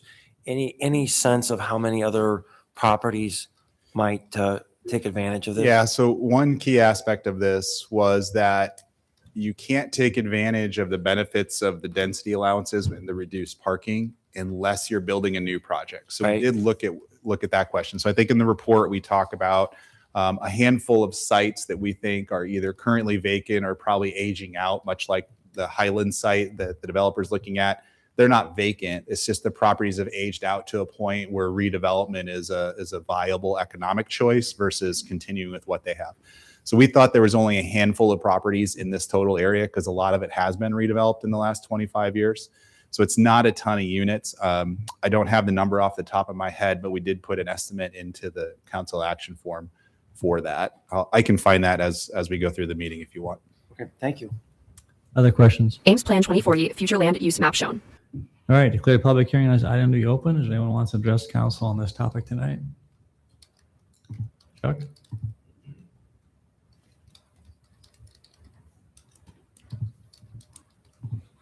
Good evening again, council. Again, Kelly and Amelia and I have gone back and forth with this, trying to make what we feel like is a good compromise in what we need to make the project be viable. And again, if you see, it's not really shown on here, but I mean, we are literally a stone's throw from the university. And so as we've been through other places in our city to city visits and stuff, this is where intensification should happen in our belief. And we think the eye towards the smaller units also makes sense in here. There seem to be less problems for everyone. And then also it's consistent, like Kelly said, with the RN4 zoning that's proposed in your 2040 plan. So again, want to thank staff for their work in getting us to this point tonight, and happy to answer any questions. Last comment I would make is when we looked at that, the site that we have is like 3/4 of an acre. And to think that we could get the amount of units so we could on a site that is 40 feet from the top to the bottom, if you've been out there, has just been real challenging for all of us. But this is a kind of intensification. There are no new city utilities will be needed for this, which I think is important when we talk about sprawl versus infill. This is a great infill project. And I think, and as I just recall from Kelly's and our discussion about it before, there was like 7 or 8, I think less than 10 other potential sites that I think would possibly fall under this in the future. But I think Kelly's approach by taking them one at a time doesn't paint everything with a broad brush. And we feel like we've been working towards a common goal here. So, thank you. Thank you. Anybody else want to address council? All right, we'll close the public hearing. Entertain a motion on first reading of ordinance. Just to put a bow on that question, there was 36 properties in that yellow boundary. We believe that maybe 10 are candidates for taking advantage of this, which would be 3 out of the 16 acres in the neighborhood. So roughly 15 to 20% of the land area might reasonably take advantage of this within the next 10 years. Thank you. All right. Is there a motion? Move on first. Is there a second? I'll second. Thank you. Roll call. Betcher, Aye. Junk, Aye. Corriere, Aye. Rollins, Aye. Beatty Hansen, Aye. Barton. Aye. Thank you. All right, move on to item number 47, and after this, we'll take a short break. This is the hearing on rezoning and master plan amendment for 4605 and 4510 Hyde and adjacent properties to the North Auburn Trail development. Map of previous and current master plan shown. All right. So for Auburn Trail, as we mentioned earlier, this site has been subject of a number of meetings in terms of zoning and annexation actions. It's been for 4+ years since the last time we looked at this for rezoning. So the site has been zoned to FSRL, which is our single family zoning district for the expansion areas of the city. And at that time, we had approved a master plan for the layout of the site based on the old conservation subdivision ordinance. I'm trying to get that to come up. So what is asked tonight is to really not change the overall development potential of the site, but the master plan affects the configuration of the site. So with this original master plan, you can see there's a lot of green spaces set aside for different types of flowage areas and for conveyance of water and different types of set-asides. With the rezoning, there's two advantages to the developer that are the product of the conservation ordinance changes. We don't require mandatory green space set-asides. We're focused on the functional stormwater treatment attributes of the site. So that means you don't have to create fingers of green space just for the sake of having open space next to houses. So in the new master plan, so this is the old master plan, it still had a spine road going through this direction and connections to the neighborhood on the south. But with the new master plan, you're getting less internal green space because of the changes in the ordinance, but the total development potential of houses will be the same. So what you see is here is a more consolidated orange area where housings can go. You just don't see as many green areas set aside for conservation purposes. The other thing that the developer is able to benefit from was the annexation we did last year.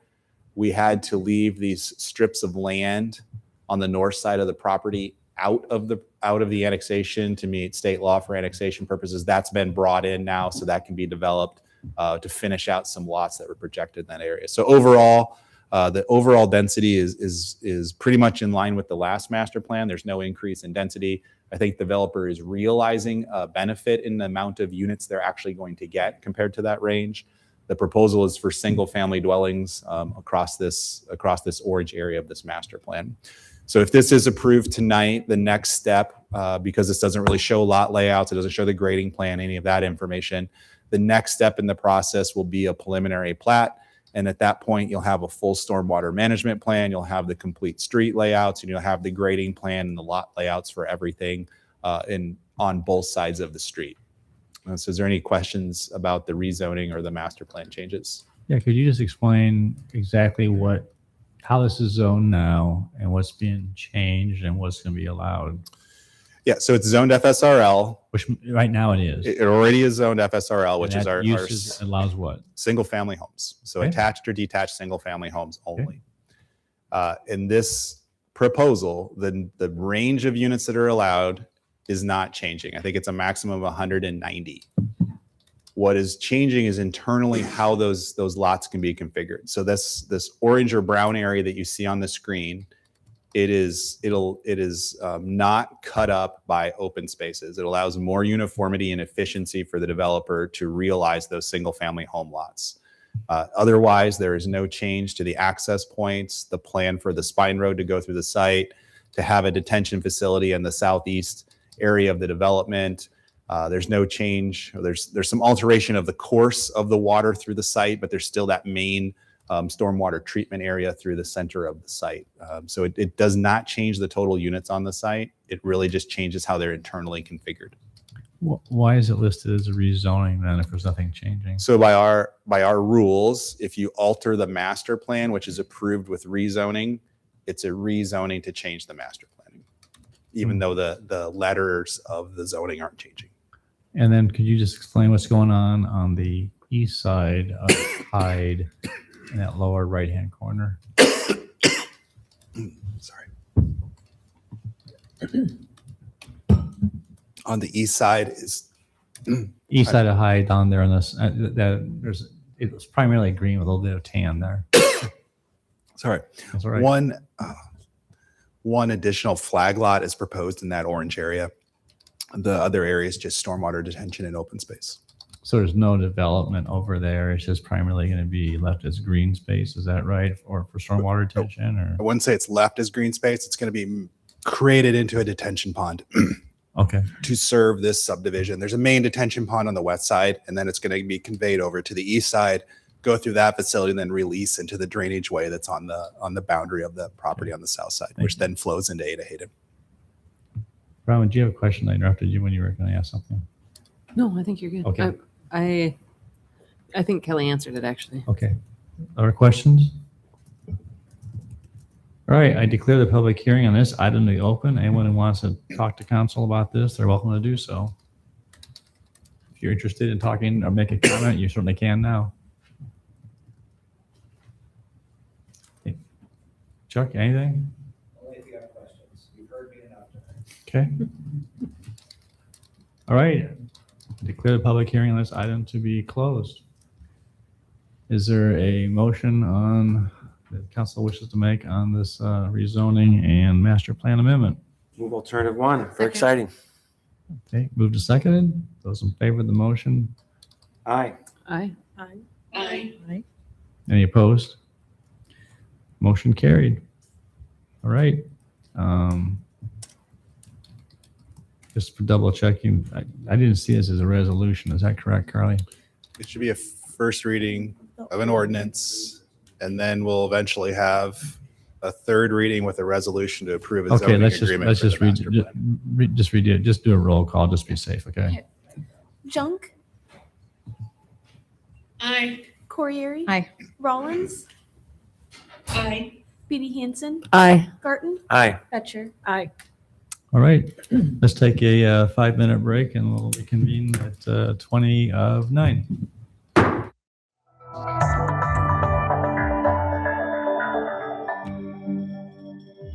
Title card. Recess. Ames City Council.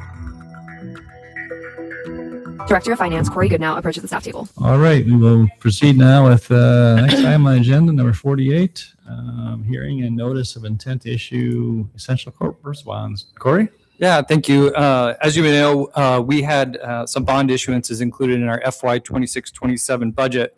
It was about $16.3 million for the purposes of street improvements and airport improvements. In order for us to utilize the debt service levy in the upcoming year, we're required to hold the authorization and then also authorize about $1.8 million in debt service. And so really this process facilitates approval of those that bond issuance and also the debt service levy that we intend to utilize. So again, all this information was included in the budget session and is included in the proposed budget that we discussed tonight related to property tax. Thank you. Questions? All right, declare the public hearing on the notice of intent to issue $17.375 million in essential corporate purpose general obligation bonds and associated tax levy and debt purposes. Anyone want to address council on this item? Seeing and hearing none, we'll declare the public hearing to be closed. Entertain motion on resolution taking additional action on proposal to enter into essential purpose loan agreement, combining loan agreements and providing for levy of tax to pay general obligation corporate purpose bond series 2026A. Move alternative one. Second. Thank you. Roll call. Corriere. Aye. Rollins. Aye. Beatty Hansen. Aye. Garten. Aye. Betcher. Aye. Junk. Thank you. Aye. Thank you. We'll move on to item number 49, hearing on sanitary sewer and manhole rehabilitation Basin 11 project. Any questions for Justin on this project? Public Works Director Justin Clausen approaches the staff table.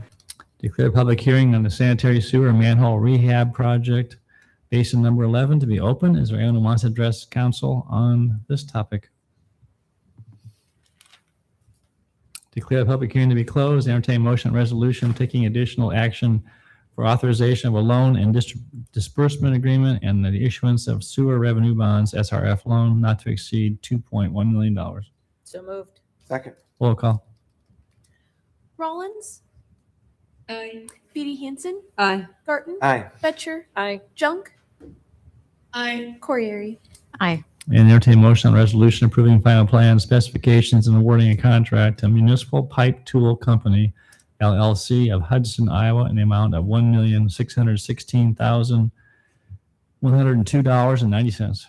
So moved. Second. Roll call. Beatty Hansen. Aye. Garten. Aye. Betcher. Aye. Junk. Aye. Corriere, Aye. Rollins. Aye. I move on item number 50, sanitary sewer rehabilitation, East Lincoln Way and Nickel Truck Line project. Any questions for Justin? Declare public hearing on this item to be open. Is anyone who wants to address council on this project?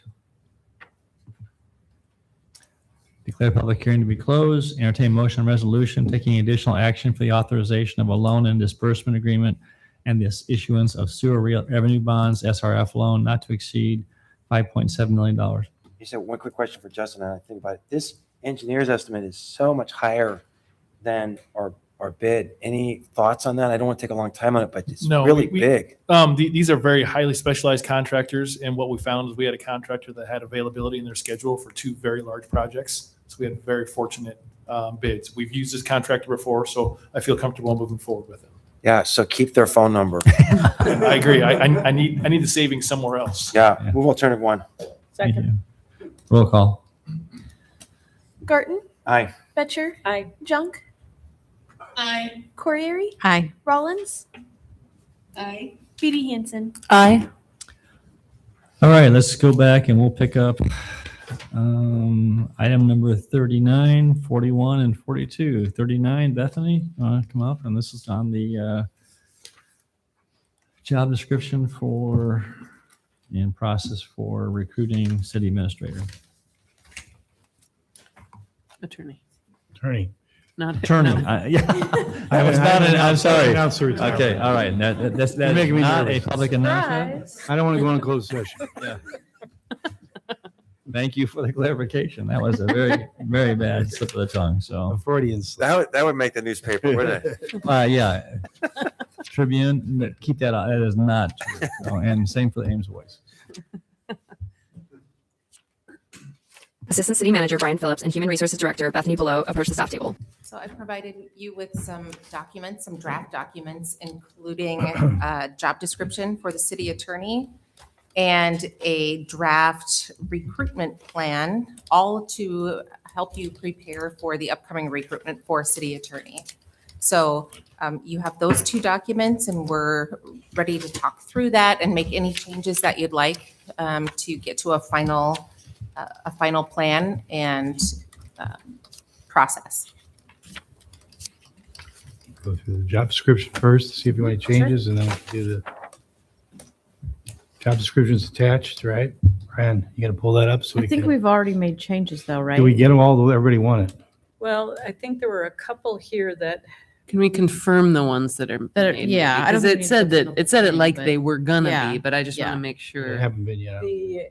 the question of admission to federal courts or obtaining admission. Right. We wanted to remove that, right? Right. But that's still in there. Oh, So- okay. Yeah, there's some there's still. We have And- to vote on those probably, huh? And also, We can- Mark had recommended under preferred experience, it said at least 1 year of experience in real estate or construction law. And he had recommended that we amend that to real estate law or construction contracts. Okay. Because of the way the profession would understand that. And so I would move that we make those amendments. Second. Okay, those in favor of the motion say aye. Aye. Any opposed? Aye. Okay, motion carried. Anything else on the job description? City Attorney job description shown on screen. All right, moving on to the recruitment plan. City Attorney recruitment plan shown on screen. Any changes people want? Let's just go through each category. You got the advertising category, you got the application review, just go it. I mean, the advertising's fine, I think, right? Yeah. Well, under advertising, I'm trying to think of what Tim proposed, an array of changes that are not reflected in this current document. And I thought we were going to be going through those individually, right? So this is where that starts. I think. Correct. Right. So the first one being Application review, so we want to start? No, No, in March. No. In March. For March. So instead of the mayor meeting with legal staff, we would have Oh, I see. HR. city manager and HR Yeah. team. Right. That's the only change, right? Right. Okay. I would move that. Second. Those in favor of the motion say aye. Aye. Aye. Any opposed? Carried. Application review. So, I mean, I'm of the opinion that the subcommittee should consist of the mayor and 2 city council members. As it's written. If it is, then we can move on. If it's not, Yes, then we can. that's my opinion. Wait, I'm certainly people can Appointed chime by the in, mayor, but is that what you want to keep it there? I'm personally fine Okay, with that. all right. But If someone unless wants to make- anyone else has Yeah, I mean, now's the time to voice opinions. Okay, well, phone interviews. So I don't have Tim's proposal up in front of me here. So was that one of the things that was proposed in that document that you sent us? Tim's email just had 2 council members on the committee. I think there's merit in having the mayor, considering that the mayor technically supervises the No, city Yours attorney. was for everybody to do it. Tim's was for everybody, all the 2 at a council. time, just everybody. No, that was just in the Application review. Interview. Or Well, the- actually, maybe Tim should speak for Tim. yeah, that's fine. Yeah, so just clarify at what point are we in the process? We're in application review and So I think that we could all be a part of this because we can't do this together. We could go in groups of 2, work with a scoring mechanism that HR gives us. That would be what I would suggest. So So- flesh out that process. Are you talking about that 2 council members would go in and look at them, and they would give recommendations, and then 2 more would come in, so you wouldn't have an open meeting? Basically, it'd just be 2 by 2.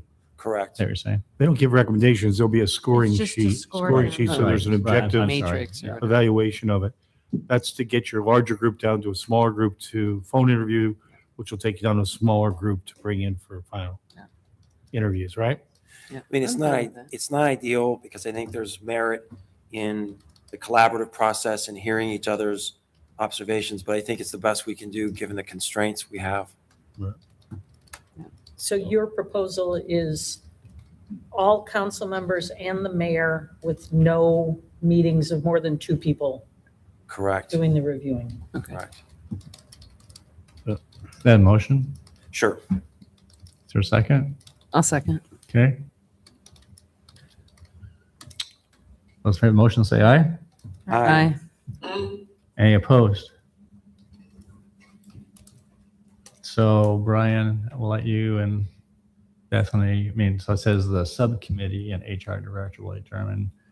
So it'd just be changing it to HR will view the scoring criteria, whatever. Is that right? Is that how that would work? Or maybe Bethany, you would want to speak to that?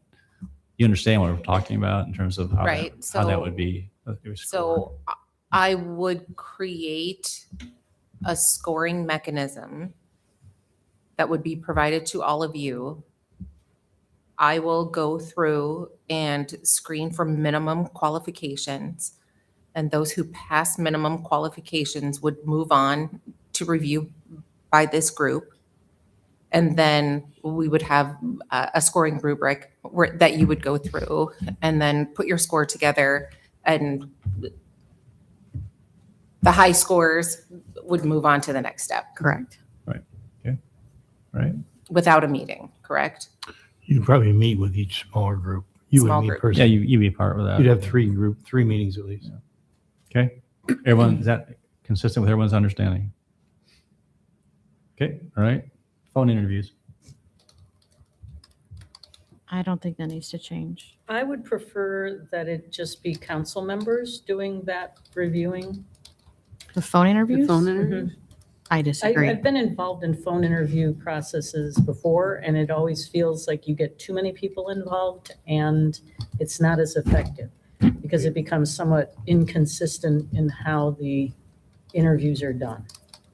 Well, what we're suggesting this one is 2 council members, the HR director and assistant city manager. Are you saying that's too much? And the mayor. Go through, explain what the normal phone interview process is. So typically when we do phone interviews, it's someone from HR. So in this case, it would be me. Typically it would be the hiring manager. So right now that's all of you as the hiring manager. And so frankly, that's too many people to have in the room for a phone interview. So typically we would have 2 or 3 people in addition to the HR representative. And sometimes not everyone in the room speaks. Right. Yes. Sometimes it's 1 or 2 people kind of go back and forth with the questions. We have a small grouping of questions. The phone interviews typically last 30 minutes or less because we're just trying to get a high level understanding of skills, abilities, interest. We typically have a salary discussion at that point so we can make a determination to see if the salary expectations are in line with what we'll be able to offer. And so we can take all of that into consideration. That's a scored process as well. And then we make some decisions as a group about who we'll invite for the on-site interview experience. So we can have people in the room that aren't speaking, that we don't acknowledge as being in the room necessarily. We can have people in the room, have everybody participate. It's less confusing for the person on the other end of the phone, for the candidate, if it's a couple of people that are speaking.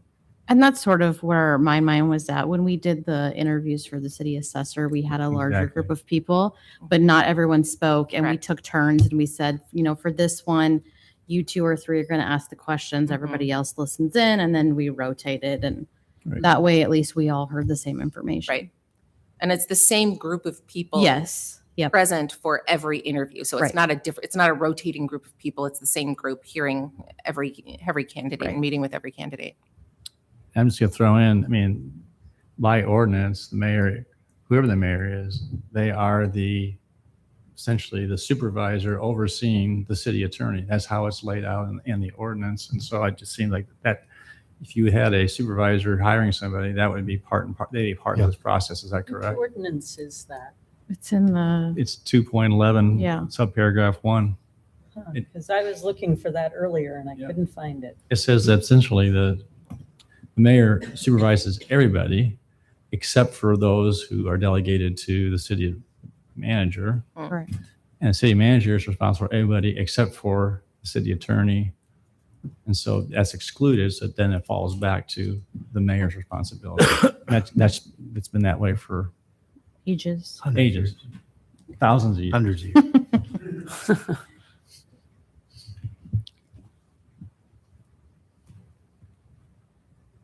So we're leaving it as is? That's the question for council. That's what I'm asking. Yeah. I would like to have the mayor have as few touch points in this as possible because I think it can get intimidating for people if they're assuming that the mayor is running the process when we are a weak mayor system. So that's my stance on it. And if we can reduce those touch points, I would feel more comfortable with that. And I know when Tim and I were the appointed committee for hiring Mark, the mayor wasn't involved at all. So, this is a radical departure from that, and I'm kind of looking for a middle ground. I think it's weird that the mayor wasn't involved in the hiring of Mark, quite honestly. That seems odd to me.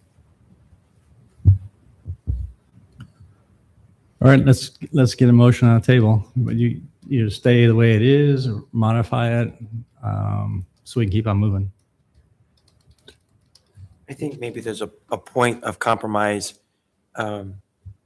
Because this is a weak mayor system, I think that also communicates just sort of the level of the way in which the mayor's role would drive this. So I guess I would like to see let's try this out where the mayor is involved in these interviews, but knowing that the council sentiment is that just I think this is an encouragement to make this a collaborative process rather than a mayor-driven process. Maybe if I say it that way.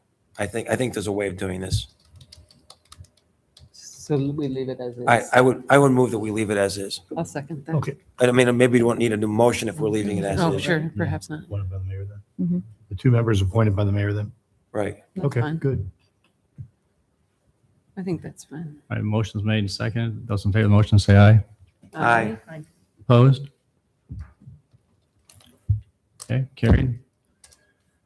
All right, Bethany, I'll take us through the Sure. the process you normally go through, or what you're Sure. proposing. So we call this the on-site interview experience. This is modeled after the experience that we have for department heads, assistant city managers. We did a sort of similar process when we hired the city assessor. So essentially, it's a 2-day process. And so each day has a pretty well lined out schedule. So day one, I typically meet with candidates at the beginning of the day just to talk about our benefits, talk about this is the schedule, and walk them through their day. Then after I meet with candidates, the candidate goes and meets with usually the hiring manager. In the draft document, I put the mayor in. That could be anyone, but it's just a short introduction. It's a 15-minute conversation to say, welcome to your experience, because we're trying to create a positive experience for the candidate and for the participants in the process. And so it's the welcome. There's not a lot of substance to the conversation. It's a short welcome conversation. Following that, we would move into a panel interview. Those are typical for most of our positions at the city. And this would be with the entire city council body. And then I would also participate. We always have an HR representative in our panel interviews. So this is the formal interview part of this. It's a scored process. It's formal interview. This could be held in closed session per candidate request. And so there's a form that they would need to indicate to me that they would like their interview held in closed session. And then the full city council could meet in that way. That typically lasts about 90 minutes. And then following that, we'd like to provide opportunities for candidates to meet with the team they're going to be a part of. And so in this case, we would have a meet and greet with the legal department, meet with the existing legal department employees. It's about 45 minutes for that experience. We do have some conversation starter questions. It's a moderated discussion with some guidelines. So they just have some discussion to try to get to know the work style and characteristics of the candidates. And then we do take a break for lunch. We allow the candidates to eat while they're here with us so they can take a break. They eat by themselves. And then after they've taken a short break, we have our executive leadership team interview. And so this is some time to spend with the department heads from the organization. We spend about an hour together. And then we do have formal questions. It's not a scored process, though. We do have formal questions. We provide feedback to the decision makers. Following that, we'll take a short break, and then we like to do a city tour. We have some really great tour guides on our executive leadership team. I've named a couple of them in this document. They do a really great job. So in this case, couple of options, Keith Abraham or John Dunn. They do a really great job showing By the off way, city John just told us facilities. he's going to be in a conference. So, Okay. So we'll have to So maybe consider it's that. Keith that would provide that. So we show off our city facilities, parks, talk about relevant projects that are happening that Something he's the got candidate scheduled. might get to work with. It's a good experience to have an informal conversation and then just kind of say, here are the places and things to see in Ames. We assume that we will have some out-of-town candidates for all of these types of positions.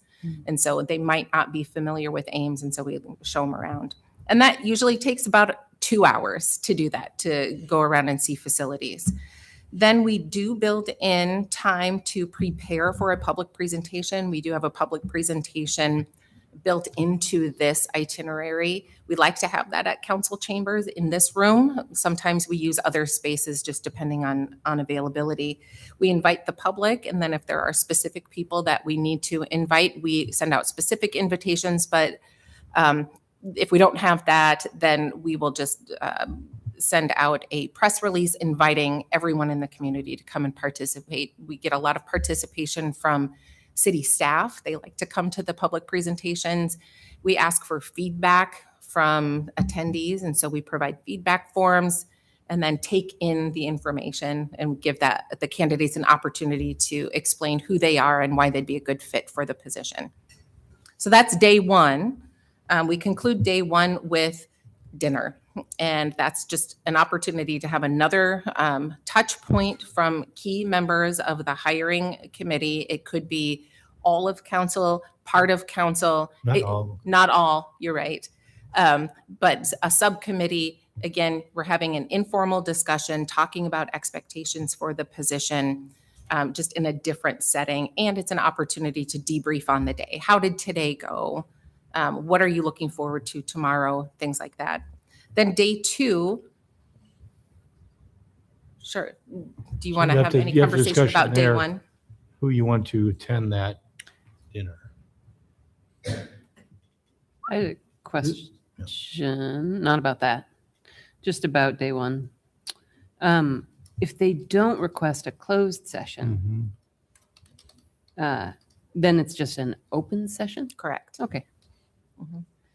That was my main question. And then how many candidates have we winnowed it down to at this point? Is that up in the air still? It's up in the air. Okay, so it could be a handful. It could be. It is likely to be more like 2 or 3. Yeah. Okay. Thank you. Any other questions on day one or comments? So again, we need some direction on dinner. I still have concerns about the number of times the mayor is involved in everything here. And this is another point where we could have a city council member in that slot and 3 city council members instead of the mayor and 2 city council members. I mean, if I were looking at this, I'd be seeing the mayor showing up throughout the entire process. But the mayor is right. I mean, it does say that he's kind of the he's supervising that role. I mean, I guess that was I was unaware of that until you pointed it out. So I don't know that I don't know that 3 council members is a good idea. Then you get into kind of problematic gray area legally. I mean, like that we can't. I mean, I we think can't it's debate already anything. a little like overwhelming when you have the mayor, 2 council members, the ISU council representative, and HR. Like, just going out to an informal dinner, that seems already a little like. I don't even remember that we went out to dinner. I think we just like sat in a conference room and had a box dinner or something. You know, it wasn't. Yeah. Well, it might be that, but. So we need direction on this one. Well, I don't know where everyone else stands. I'm just going to move that the mayor not be involved in the dinner. Is there a second? I think you've hit on a fair point. I think there's a difference between the mayor's role once the mayor or once the city attorney is hired, but then the role of ultimately making a decision. The mayor doesn't have a vote on this, and so this needs to be a council decision on selection. And so my question, just in response, and maybe you could help me think through this, are we compromising our independence in making the decision by having John, the mayor, present at the dinner? Is that, do we lose anything? I will be honest. When the mayor is present, I tend to defer to the mayor in my mind. And I don't know that that's a way to have a free conversation with whoever the candidate is. Maybe that's just me. No, but I think And it's so fair to surface that but then that just means that we need to be intentional that all the council members are invited to participate and meaningfully engage. I mean, I think I want to capture that concern, but I think we could do that and still respect the goal of this being a council decision.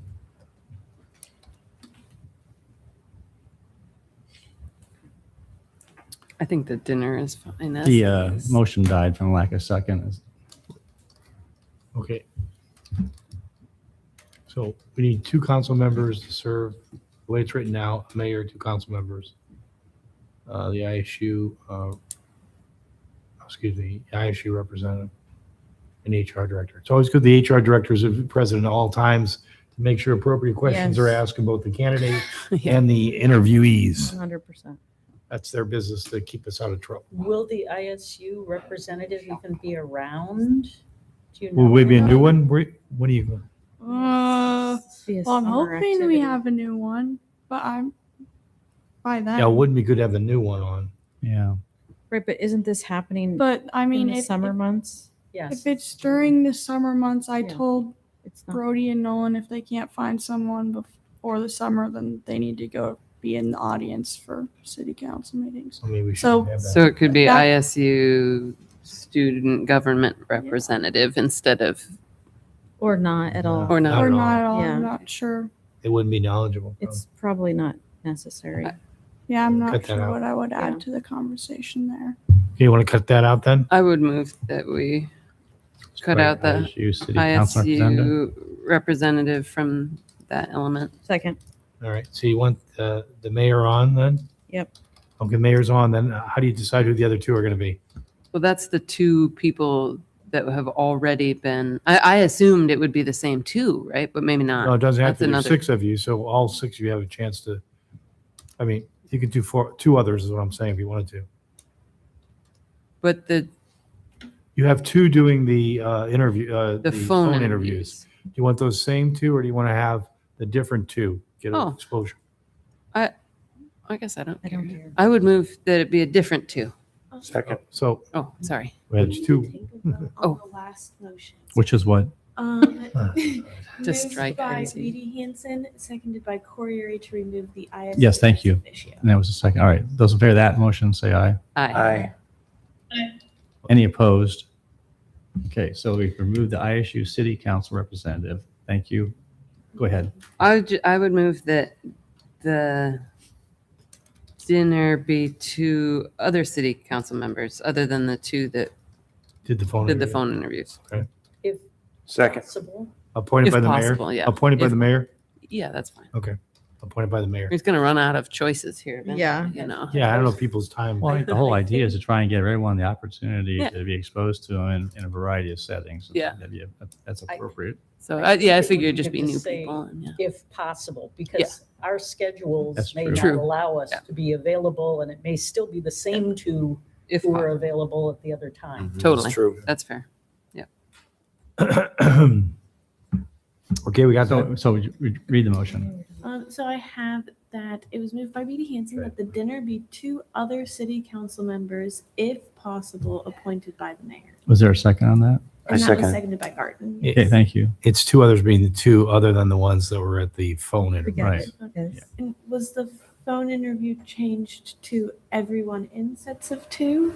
No, No. that was a That different was- thing. That was a different. That was the Got mayor it. and 2 appointed by the mayor, right? Yes. That's what that was for the So phone interview. other different Nope. than those in the phone interview. Got it.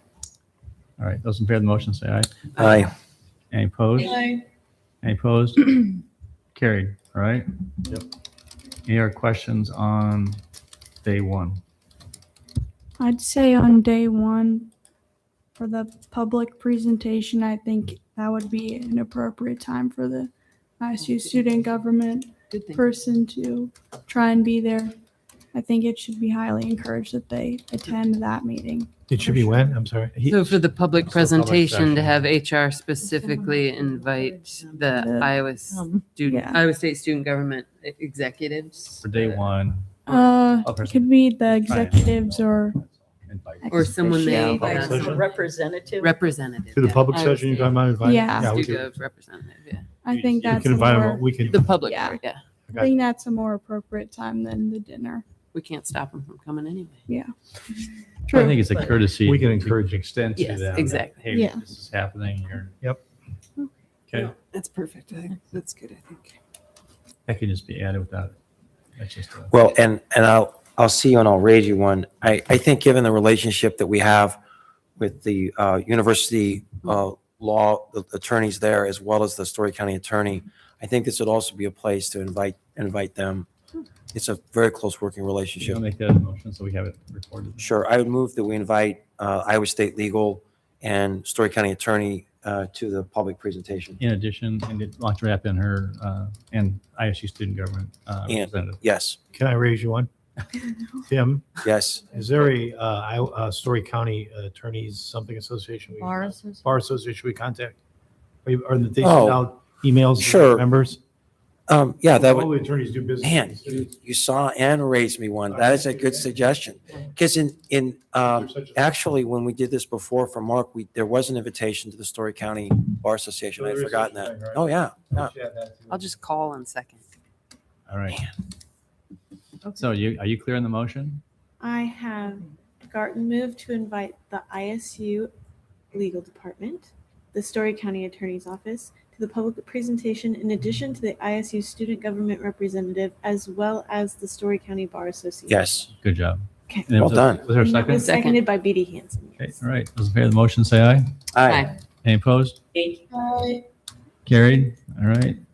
Anything else on day one? Otherwise, we'll go on to day two. Okay, so day two, we have the day starting out with a written exercise. I know we've had some feedback about the written exercise. It is a typical part of the process, but we certainly don't have to include that for this position.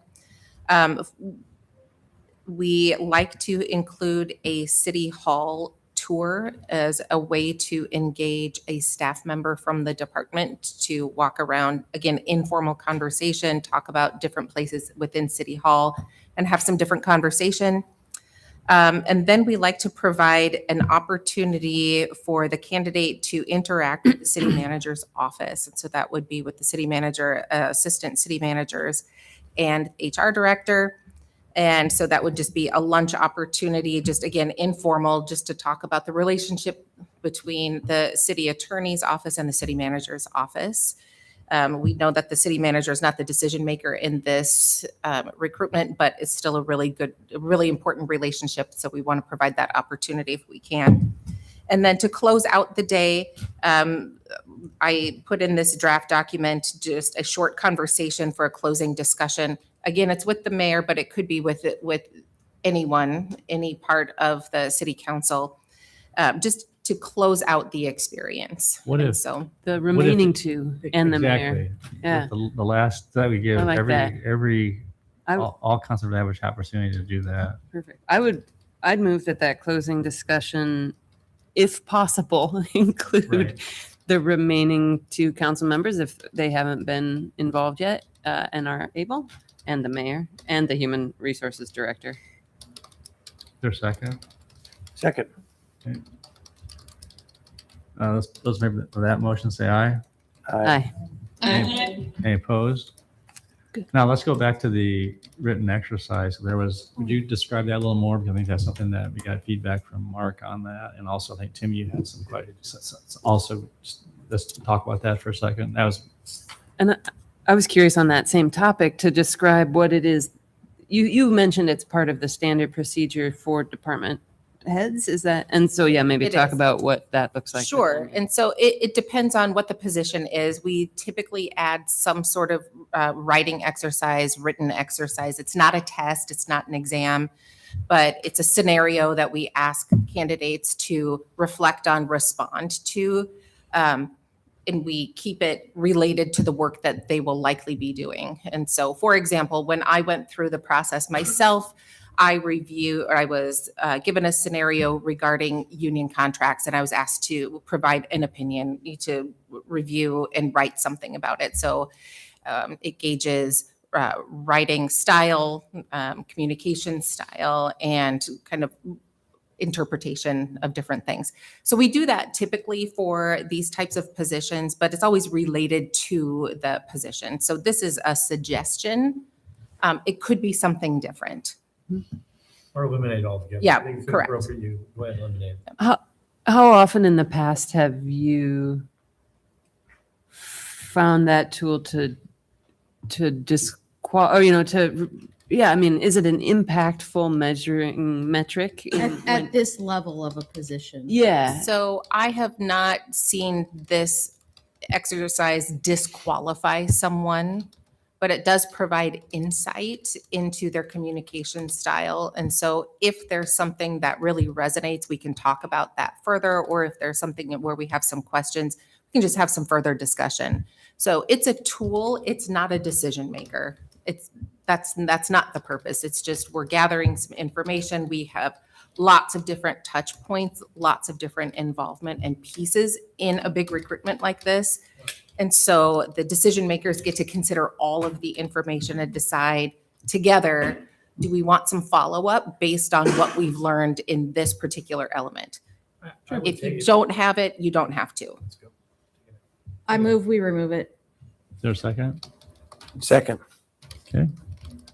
Any You further insist. discussion? So I I think that the sentiment behind this is spot on, just given the nature of what we ask our city attorney to do. But I think we can achieve that information in other ways, both through direct conversation with the candidate, but also, so I would recommend that as you think about the questions, maybe you have some model questions that you have some consistency that City we're Attorney Mark using in Lambert the approaches phone the stop table. conversations, just City so Council we're meeting asking credits. a base number of questions. We want to create some freedom for the people that are there, but having a base set of questions that every candidate is going to be asked. And one of those could be to describe a situation where you were asked to review or to draft an agreement and that presented some unique challenges. How did you address that? Sure. And then we could also approach that from discussions with letters of recommendation or the references that the person is going to be bringing. That could be a specific question. And I think it's a fair question to ask. In fact, I think it would be irresponsible of us if we didn't ask that question. So I think we can achieve that goal other ways. So are you suggesting to replace that 90 minutes having some general questions that would be asked for each candidate? They would write something up, Tim? Or No. put that all together? Just ask the questions while going through So I think we can achieve the goal of understanding how the applicant approaches contract review and drafting through dialogue and in some ways, more importantly, from the people who've worked with this applicant. I want to know, what the city manager thinks or the other people who've worked with that person who will be serving as references, what they say. Would that be any different? I mean, I understand clearly, but if someone's from private practice into this role, would there be, I'm asking you, could Oh, of course. Would that be any, and I'm not arguing for doing the exercise, I'm just curious. It would be the same. So understand, most cities in Iowa don't have staff attorneys. So they're relying on private attorneys who may represent 3 or 4 different communities, and they're doing exactly the same work. We just have the luxury of having 3 staff attorneys. It's awesome. So I'm going to ask something which I don't even know whether anybody up here is paying attention to what's going on with AI. But there have been a number of situations where attorneys have used AI to write their briefs, I don't even know what the documents are called. Tim. All kinds of You know things. what I mean? Yeah, sure. But they're using AI. Right. And it seems like this could be a concern for us because there are people being sued because their lawyers are using AI. And a written exercise which requires somebody to not use AI may actually show us something different than what we would normally be expecting from a written exercise. Yeah, this is That's a my great only- question. It doesn't necessarily mean that you would never get it in the future, though. No, but if So I'm somebody not sure what that can proves. do this exercise without it, They don't better be then they're less likely to use it in the future. Yeah. But that's just my experience with I think what's it's a- happening with AI in the workplace. I think that's a great question, and I think it could be a question that you would pose in the phone interviews or at some point. AI is, it would be crazy if our lawyers were not using AI. Right. But it's not serving as a replacement. And there have been the early versions of AI had a lot more problems in terms of creating phantom authorities. They still do it. Yeah, but Trust in me. terms, so from an efficiency perspective, you want your city attorney to maybe draft a motion using AI to frame the issues, but then going back over to ultimately it's going to be the city attorney's signature at the bottom. So they're responsible for that work product either way. But we're entering into a new world where something that might take a city attorney 2 days to do, the AI under Lexis can do this in 2 minutes. And so from an efficiency perspective, we need our attorneys to be fluent in using it I'm not appropriately. saying we shouldn't have them using it. What I'm saying is a lot of people aren't as careful as they should be, and we need to have a city attorney that will be careful. I agree with about you that. 100%. I think don't it's know a how good you question. get at that, Okay. Yeah, I agree with you 100%. The motion, there was a motion made and second that the exercise was eliminated, correct? Correct. So is there anything else that needs to be added in to that day? Or are we satisfied with what that day is right now? That's the question, so we can move on. If I don't hear anything else, I think we'll assume that day 2 will start with the city hall tour, break, lunch, city manager, and then the closing discussion. Right. Unless something else comes up, I would guess. Is They can that right? sleep late in the morning. Exactly. They'll be burnt out. Maybe we have a talent show? No, just kidding. Okay. What else do you need to talk about? I mean, you want Wait, did you vote on it? We need to vote on the motion. Late at night. No, it's getting a little late. I'm sorry. The motion to strike the writing exercise. We didn't vote on it. Carly would have Sorry. without you. Keeping us on track. Those in favor of the motion to strike the written exercise from day 2, please say aye. Aye. Any opposed? Aye. Any opposed? Motion carried. All right, bring us on home, Bethany. You got Okay. So after that glorious 2-day interview experience for these candidates, you will want to discuss the candidates. And so we typically do that in a debrief.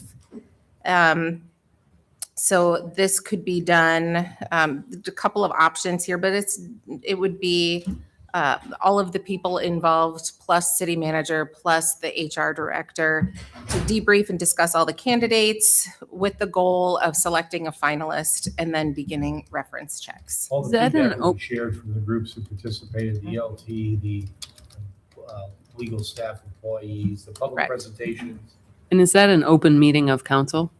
That, I believe that would be in closed session Okay. to discuss, because you're discussing the candidates. Oh, sure. hiring, That makes sense. yeah. Okay, By so the way, that's a closed In session. that sense, it said city council, but it should be the mayor and council in there too. Correct. Okay, So But the people who vote are who bring the Right. candidate. who Right. comes to the council.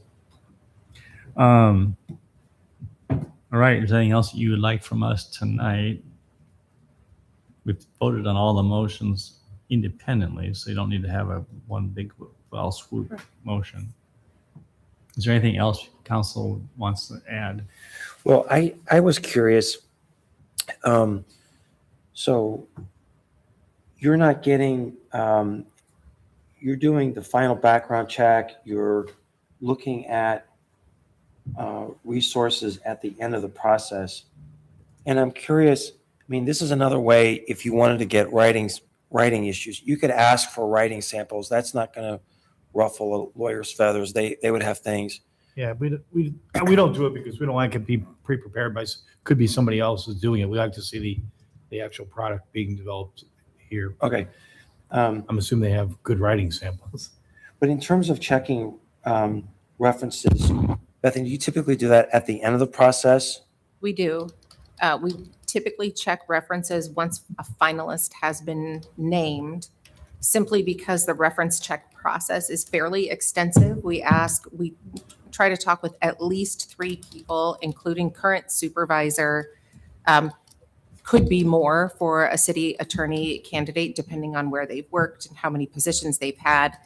And the conversations are fairly extensive. We ask for a lot of information, and sometimes it takes a while to hear back from the references.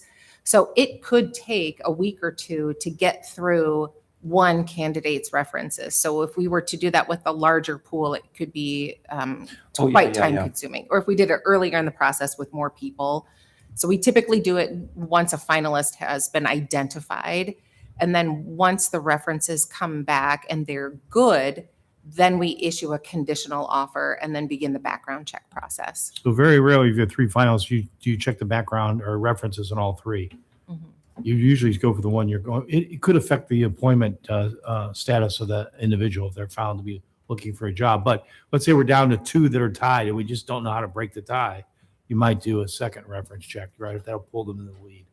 But normally you'll stay with the first person. If they stand out, focus on that person only. Okay, that's helpful. Thank you.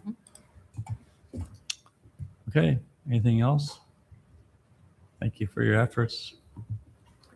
And so you're gonna Retype it, send it out. anticipate issuing this here pretty soon, is that right? Or what are you thinking? Or waiting a little bit here? The plan is to begin advertising the position May 1st. Okay. And so we'll create a recruitment brochure in April and then post the position May 1st, run that for 30 days, and then start working through the applicants so we can stick to this schedule as much as possible. I tried to leave as much room in the schedule as possible to account for, if people are on vacation and we can't get people in, or if you find that you want to bring 5 people in for on-site interviews, we just need to spread things out a little bit. So this is a tentative schedule depending on how many candidates we have. And Bethany, where do you post this? So this will be posted on the city's website. And then there are a number of other websites that scrape the city's website. So Indeed, we can do a sponsored posting on Indeed. Most of our applications come from those places. But then we've also identified a number of alumni associations. So with Iowa State, University of Iowa, Drake Law Schools, there's the International Municipal Lawyers Association, Iowa League of Cities. And if there are any other places that we can identify to push the posting, we'll absolutely do that as well. Yeah, so the Iowa Bar Association and Mark can help. I'm not connected with the Municipal Attorneys Association, but Mark could help with finding a way to post there. I do like the fact that you're posting on the Iowa League of Cities as well, but definitely the bar and the Municipal Attorneys Association. Yep. Great. Exciting. Oh, and I think it'd be helpful too, as you're working through this, is maybe to kind of block out what you think might be some potential council meeting or when you might block it. Because the point is that I know that us in the summer, people have got vacation as well. And so we're just trying to make sure we can hopefully get all 6 council members involved with, all 7 of us involved and avoid some potential, hiccups or pitfalls essentially. Okay. All right. Thank you very much. Thank you. Brian. Move on to item number Backwards. 41, expanding or establishing park boundaries. Parks and Recreation Director Keith Abraham approaches the staff table. Well, I'm honored that you saved the best for last. Absolutely. Bring us on home. Well, we actually still have ordinances to pass. So with this, I'm not going to spend a lot of time going through anything. All the information was there. I do have slides if you have a specific question about something. Otherwise, we are taking care of these properties already. They're adjacent to existing parks, except for Delaware. And we're mowing, we're plowing snow. We're managing the areas, we're cleaning up the areas and so on. And really with this is by expanding the park boundaries or establishing greenways, all these areas will now have a set of standards, our park rules, our park ordinances, and clear expectations for the users. So with that said, I would entertain any questions if anybody has any. So this all makes sense. I was curious, do we have inventories of other properties that we might logically consider this for, or is this sort of taking care of that group? This is, when we went through and we looked at all of this, this is what we came up with. We don't, there wasn't any other areas that we could think of that we might want to entertain to do this. So these are the areas that we're suggesting. Okay, thanks. I'd ask that same question too, actually, about if we should consider some other sort of catch-all phrasing to catch any we're not thinking of, either now or future areas. But it sounds like that's not a concern, or you think that we'd be able to go back and catch them at the time, and future areas we will define more clearly when they come into this city. Is that our idea there? If we have additional parks. Or additional green space, like. Yeah. Yeah. Yeah. No, I think, there's always opportunity that if, as the community grows, maybe there's, hey, this greenway would make sense to do something, or we're going to add, well, just for example, when we get the connection from Lincoln Way to South 16th. Sure. All right. That area, I would say, hey, that now becomes part of the greenway. So there will be places, or there will be areas that will come up in the future, but I think we address those when they happen. Okay. Any other Sounds good. questions? Thank you. I'll open up public comment. Does anyone want to address council on this topic tonight? I guess our recommendation is alternative 1. We'll close public input. Is there a motion? Alternative 1. A second. Thank you. Roll call. Betcher, Aye. Junk, Aye. Corriere, Aye. Rollins, Aye. Beatty Hansen, Aye. Garten. Aye. Very good. All right. Keith, I had one question. Do we have a date? I haven't seen a date yet for ribbon cutting for the Fitch Aquatic Center. Do you have anything to announce tonight on that? We do not, because there's a few items that we're working through that have come up, which was some of them were highlighted in the monthly update. So there is the heated sidewalk out front that we need to take care of. There's still the replacing the glass. There's a sidewalk in the southwest corner, and through the discussions, what we'd really like to do is get all of those items done and then open, because if we open too soon and we can't get those items done, then we're going to have to either close or affect operations. So through conversations with the city manager, we have decided, let's get these things done and then open. So we're still thinking maybe the end of April, but I have another meeting tomorrow afternoon for an update, and as soon as we know, we will get that information out to everyone. Thank you so much. Yep. And again, I would just remind that we are doing that, donor preview next week, Tuesday. So hopefully everybody can make it 4 to 6. 5 o'clock is a short program. But again, that is just for the donors. It's not a public event. Okay. All right. So move on to this next one. Yep. All right. With this, I'm not going to go through all the history. The council understands that, but I just do want to mention. So we did, like we've talked before, this is the mock-up panel that they have. The right side of it was not detergent washed, anything along those lines. On the left side, that top panel was detergent washed. And then 3 colors that we picked out is Rushing River, which was, again, the color that was to be the integral color for these panels. So that's that one, and then Silver Lining was another one, and the bottom one was cement. So this kind of gives you the 3 colors together, and then also against the non-natatorium area, which is on the left side. So again, just with this picture, this is what it looks like. This picture was just taken to today, just to give you an idea. We've talked about the mottling, the blotchy look, all those kinds of things. From our perspective, staff's perspective, on sunny days, it's even worse. It's more prominent.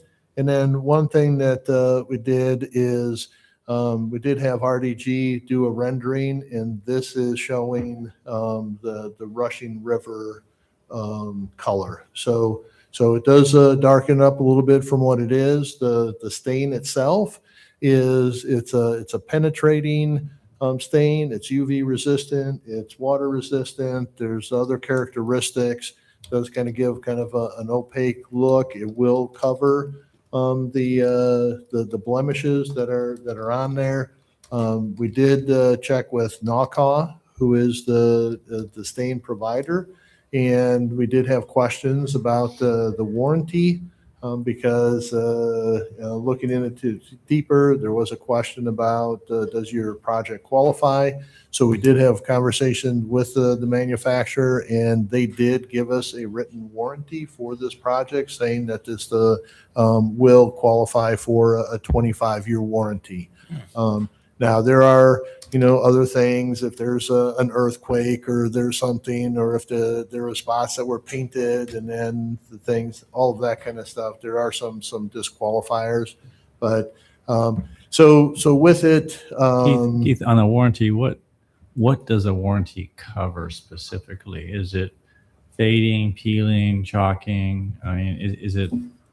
They say standard manufacturing. I mean, not going into the weeds. I understand that it's going to eliminate earthquakes or vandalism and stuff like that. But I mean, what are the highlights? I mean, what are so in a nutshell, it talks that warrants the owner that for a period of 25 years, the knockout product indicated above will conform to published specifications in effect as of the date of purchase and applied. That's okay. I'm sorry, it's getting late. Yeah. So is staff satisfied that it covers? No, but it is important. Does it cover fading, just fading, cracking, those kind of things? And I don't know, Russ is here from Story Construction. I don't know if you know that, Russ. You have to have this in writing to satisfy. It's going to come up to the You actually microphone. have Russ come up and talk to here at the microphone. Yeah, it just has limitations, Well, but it doesn't. The point is that 25-year warranty is great, but if it's to cover fading, chalking, in other words, you get cracking, peeling, delamination. If that's all covered, then that's great. There's probably gonna be a little bit of fade in any kind of color, but if it says meet specifications, well, then you gotta go through the specifications. I'm just trying to make sure that we're being protected on the basis that council wants to go with the stain. Yeah, and I guess I don't have. So maybe it'd be good just to kind of make sure So it that doesn't do it. it'd be subject to final staff review and satisfaction. I don't know. It's just Right. go ahead. Yeah, so I'm Russ Luton. I'm with Story Construction, our Director of Operations. So I'm looking at the data I have here. It doesn't get to the level of detail I think your question is heading toward. We have that detail. I can't tell you specifically exactly everything and how it's covered. So I think we can provide that to Keith and make sure that it's meeting the expectations that you have. So it does say on here, when applied according to printed instructions, will be free from defects in materials which result in fading, flaking, or peeling. So I don't know if that helps you from that standpoint. Yeah, right. But so with this, the staff recommendation is to alternative one, which would be to go with stain, which is the rushing river. That is the color that was originally selected, for this, and the integral color. But if council wanted to do something else, one of I think option 3 is getting a credit. That's we're talking about $52,000, That's my for preference. the cost of these services. Take the money and run. All right, discussion, Questions? I like the option where we just take the money. Personally, that's my preference. I don't think it looks that bad. And I've not heard one citizen complain about the look of the building. Same. So that's kind of my preference, to save that money for something else. But So you said you haven't had anybody? right. Okay. Yep, not one person. And people I ask about it are, I mean, they've been. They don't know unless you tell them. Yeah, exactly. They're like, oh, yeah, okay, I guess maybe. I mean, but I mean, if you truthfully, didn't, I didn't know till it was discussed here. I didn't notice that it was a Because problem. we have had people come to us and say, are you going to do anything else with the, now, is it a lot of people? No. But we have had people come to us and say, are you going to do anything else with the building? if you told them how much I don't know. If you told them the funding that was involved or that we got back, I don't know. Yeah, I don't know. Yeah. Yeah, again, I could be talked out of that. But. So just a technical question. Would we want to also make sure that we acquire enough of this paint? I mean, you wouldn't want this paint to go out of production or something. So would that be part of our plan here, is if we go with alternative one, then we would also secure a certain amount of supply of this? Typically, that wouldn't be something. We'd probably have some if there was a touch up or something that we needed to do. But typically we wouldn't secure enough product. So when we need to do it in 25 years from now, that we would do that. Okay. It may just be a slightly different color. Yeah, and Russ might be able to speak to this as well, but I'm going to guess that the way it is right now, if you have the specifications for a color, you can just about get any color made whenever you want. Okay. All right. So Yeah, there's a wide array of gray toned colors and a lot of variety of colors, but I think finding a match in the future wouldn't be a problem. Okay, great. Thanks. So if we don't do anything, are we sure that the concrete hasn't been sealed yet? And if we aren't going to do anything, should we be sealing it? yeah, so there is no, I don't believe there's a sealer on this concrete. No, I don't believe It was detergent washed after it was formed and installed. It was detergent washed, but there has been no sealer on this. Were we expecting that the stain, if it were integrated into the concrete, would have been acting as a sealant to the concrete? Or is this just a non-issue? Yeah, I don't think it's an issue with the performance of the concrete itself. The issue is strictly that they didn't have the right color, they didn't have color mix in it. But the performance of the concrete should be fine as it is. Keith, from the aesthetic standpoint, is RDG recommending it be stained because they believe it's going to be better in terms of appearance and meet the design vision, or is it they just said that they were just assigning responsibility in their letter, just saying that it's blotchy and they're just saying that it should be stained at the cost of the contractor? Do you know which way that is? Yeah, no, I think their recommendation was to stain, from the aesthetic standpoint. Okay. All right. I'm going to go ahead and move alternative one. I have some reasons, but see if anyone. Is there a second? Motion died, lack of a second. Is there a motion? I mean, this. Go ahead, Jim. Well, I mean, this is a very prominent building in our community. It's a gateway building, and don't we want it to look nice? I mean, if you don't paint your shed in the back of your house, who cares? But this is a front door building on a prominent thoroughfare. How come we not make it the way it's supposed to look? This is and the $52,000 in the big scheme of this project is we shouldn't be arguing about $52,000. Let's get the project we want the way it's designed and the way it should look. Aesthetics are important. All right, so move and seconded. I do think it would really finish off a very beautiful project, essentially. Yeah, go ahead. So my concern is that if we do stain it, it's still not going to look like it was supposed to look, because we will get the modeling coming through the stain. And at that point, we sealed the concrete, and I don't know what we can do about it after that. Whereas, taking the breather, leaving it as it is, and seeing if it improves at all, at least gives us that opportunity, and maybe it will look better. But I hate to close off that option and then end up with something that looks worse than it does now. Can you Because comment it's on? not going to be what we requested. It's not integrated. Can you So- comment on that in terms of the type of stain that's being put on there, and will it be will it basically be concealing all of the blemishes and making it completely homogeneous and uniform in color? Yeah, looking at the You mock-up. can keep with the Looking at the mock-up, it's done a pretty fair job of that, giving it that consistent look without the modeling is no longer visible.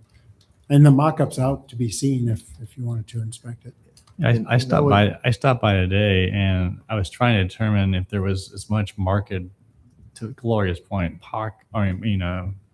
camouflage appearance essentially, and I couldn't tell if it was or wasn't. And I guess the question is, could a small test panel be done like below the slide where you're not really going to see it, where there is a lot of modeling, and if it doesn't, if it doesn't cover it, Right. I would agree that I've been apprehensive. I went out there, looked at it, and I'm understanding it's actually a solids opaque stain. It's not your standard wood stain. It's actually designed with a high solid content, which is designed to give a homogeneous appearance. But we don't let's put this on and find out we got dark gray and light gray pock marks instead of light gray and light gray, or a little darker pock marks. Does that make sense? I understand what you're saying. Yeah, we had a conversation this morning. We had our OAC meeting and RDG, because we did talk about this a little bit, and RDG did indicate that their impression is that because for all those reasons that you just said, kind of a penetrating opaque stain, that it will cover and will have that consistent look. That's what RDG said. Now, to your second point, Mayor, one of the things that we have talked about at times, not necessarily under the slide or under there, but up on the north side, we do have the screen, the screening that winds up covering all of the mechanical equipment. So we could easily do a pretty large section Where there's modeling like what's on the south side. Right. It's that same Yeah, and we could do a section up there and say, all right, let's take a look at this, do a much bigger area, and then say, hey, does it cover? And then at that point, if council says, hey, we like it, let's move ahead, or no, we don't like it, let's not do it. People aren't going to see that because it's screened. Yeah, you're from finding the an fence. obscure area. That's appropriate. So if you wanted to take one more step and say, hey, let's do a test spot on the back of the building, we can easily do that. Okay. One other argument I'd make in favor of the staining is that I think we have a duty to the taxpayers, citizens of the community, and also the donors who contributed money with anticipation this is going to be a building. The Fitch family, they want a building that's got their name on it that they feel proud of. And I think this is a minor thing that we can do to help honor that donation. All right, moved and seconded. Okay. Those in favor of the motion, please say So aye. Go ahead. is that immediately staining the whole building, or is this Yeah, that's a good point, yeah. trying what Keith has suggested, testing it somewhere to see whether it actually covers Well, larger swaths? what if I do this? I will withdraw my motion and do a little variation on this. I would move that we authorize alternative one and that if in the process, we would empower staff to do a test run of this. Yep. And if they feel that it is unsatisfactory, then they would come back and report That's a that good way. to council. You okay with that, Amber? Second. Oh, Wow. a second. Okay. Second. All right. Those in favor of the motion say aye. Aye. Any opposed or abstaining? Motion carried. I think that's a All good right. solution to try up there on top and get a bigger area and find someone that's really modeling and go from there. All right, thank you. Thank you. Thank you. All right. For that last one, it's authorizing the resolution to stain it? Was that the Oh, intent? okay. To authorize the resolution to stain it? That's correct. Yeah. So- We got a roll call. Yes, I'll read roll quick. Sorry about She that. is good. She is good at I, this. I know. Okay. Junk, Aye. Corriere, Aye.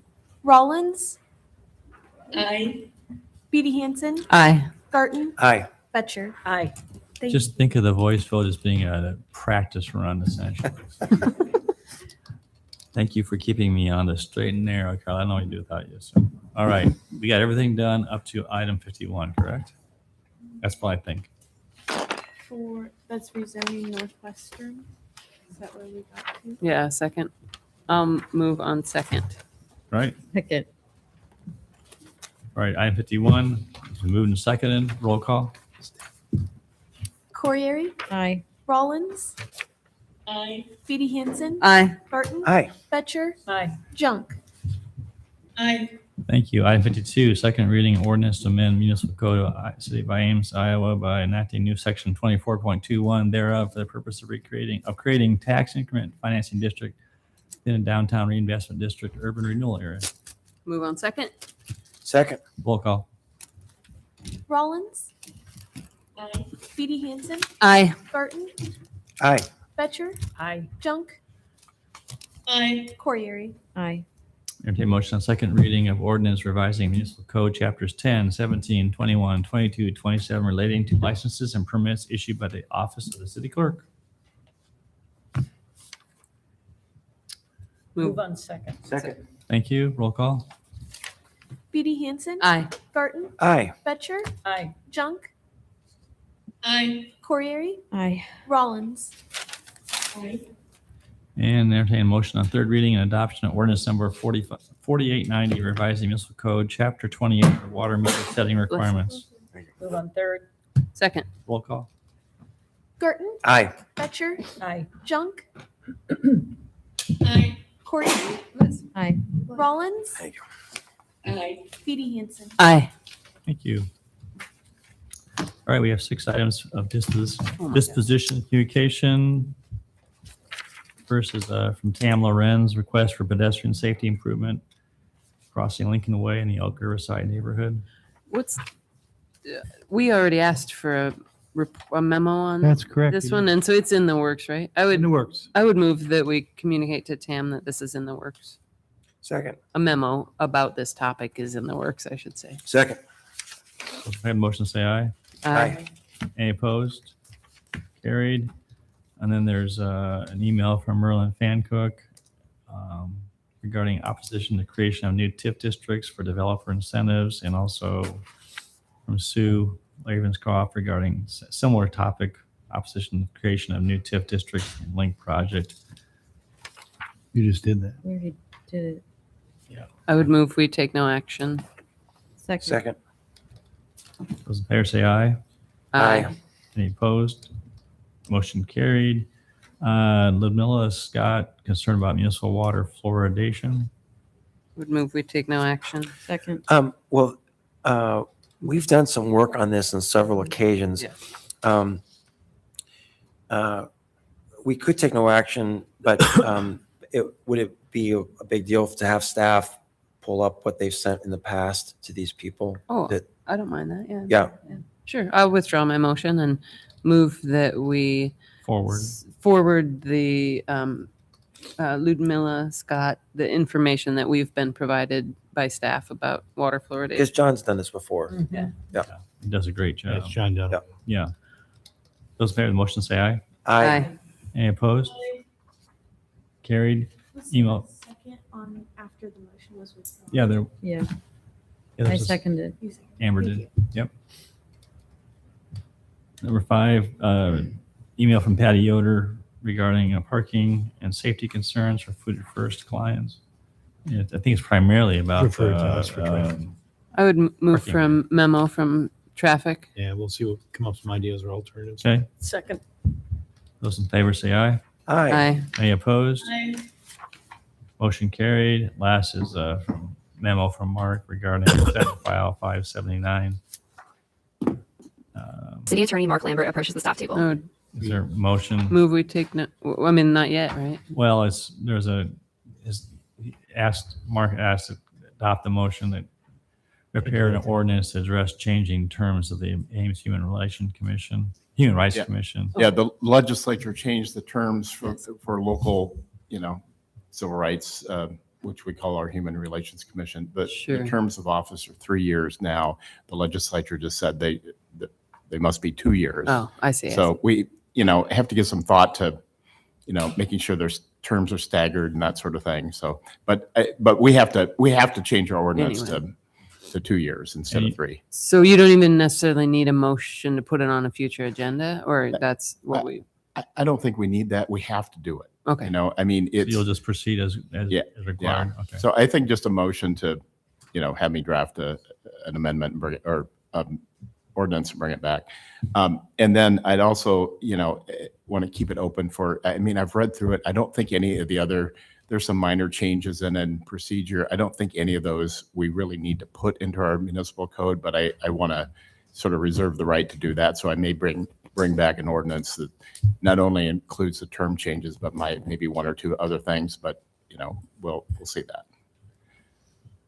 Okay. Okay.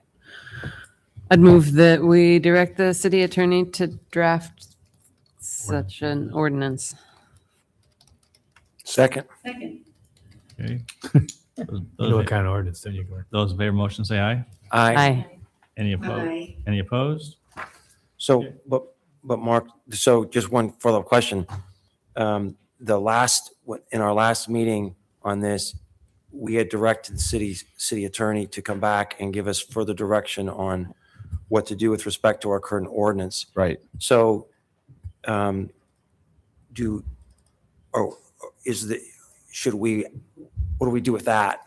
Well, There was no in my time. memo, I addressed that and I said that my recommendation is to not repeal the ordinance yet, to take a wait and see attitude, because there are some, interpretation issues that are being discussed. I've heard rumors of litigation that when the city might sue over it.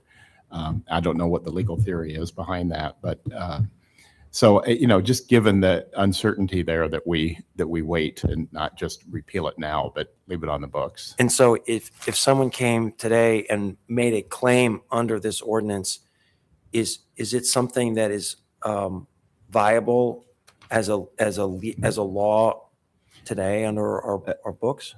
My advice and what I've said to staff is to not enforce the ordinance until we have more certainty. Okay. All right, thanks. Yeah. Okay. Participation agencies, boards, commissions, Discover Ames. Any report tonight? Have not had a meeting yet. AREA? I don't think there's been one since last time. The ag breakfast is this Friday. I'm going to go to that. Okay. Roy County Emergency Management, there's been no meeting since last time. Transit, We had a change order for a diesel bus purchase and then also a award of contract for a bus purchase, and that was it. okay. Council comments, and I'm going to take the first one. And Emily, thank you for 2 years of service. It's hard to say goodbye to you, but you've done a commendable job. And we're glad that you decided to not resign and you're going to stay for another year. That's great. We appreciate that. You didn't get that memo, did you? Or? Not yet. Okay, well, here's that memo telling you you're resigned is not, you're not being able to resign. But anyway, you'll be missed, and we wish you success as you move forward. And thanks for your service. And you'll be hard to replace, but I'm sure you'll find someone that will take under your wing. So anyway.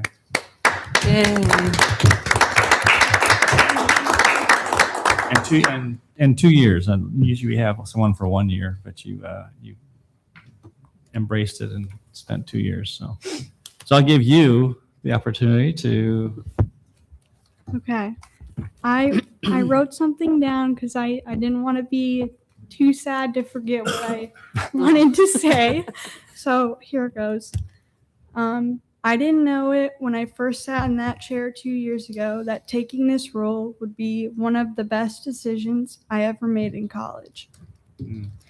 It transformed my college experience in ways that I never expected. What I expected was to apply the concepts and lessons that I learned from my classes to real life. But participating in this role gave me so much more. To the council and the mayor, thank you for welcoming me into your work and for taking my perspective seriously and for showing me what dedication and leadership looks like every day. To city staff, thank you for your patience and willingness to answer my many, many questions and for modeling what genuine public service looks like each day. To the broader Ames community and the Iowa State University students, thank you for reminding me of why my participation matters. Serving a community as great as this one has been an honor I will never forget. Sorry. My journey through ISU wouldn't have been so full of learning, growth, and joy without all of you. Your willingness to take a student seriously meant a great deal to me. I could not have grown into the person that I am today without all of you and without this experience. In the future, when I reflect on my college years, I will remember this experience most fondly. The meetings, even though they were long sometimes, were some of my favorite times in college. I am a different person and a better person because of this experience and because of all of you.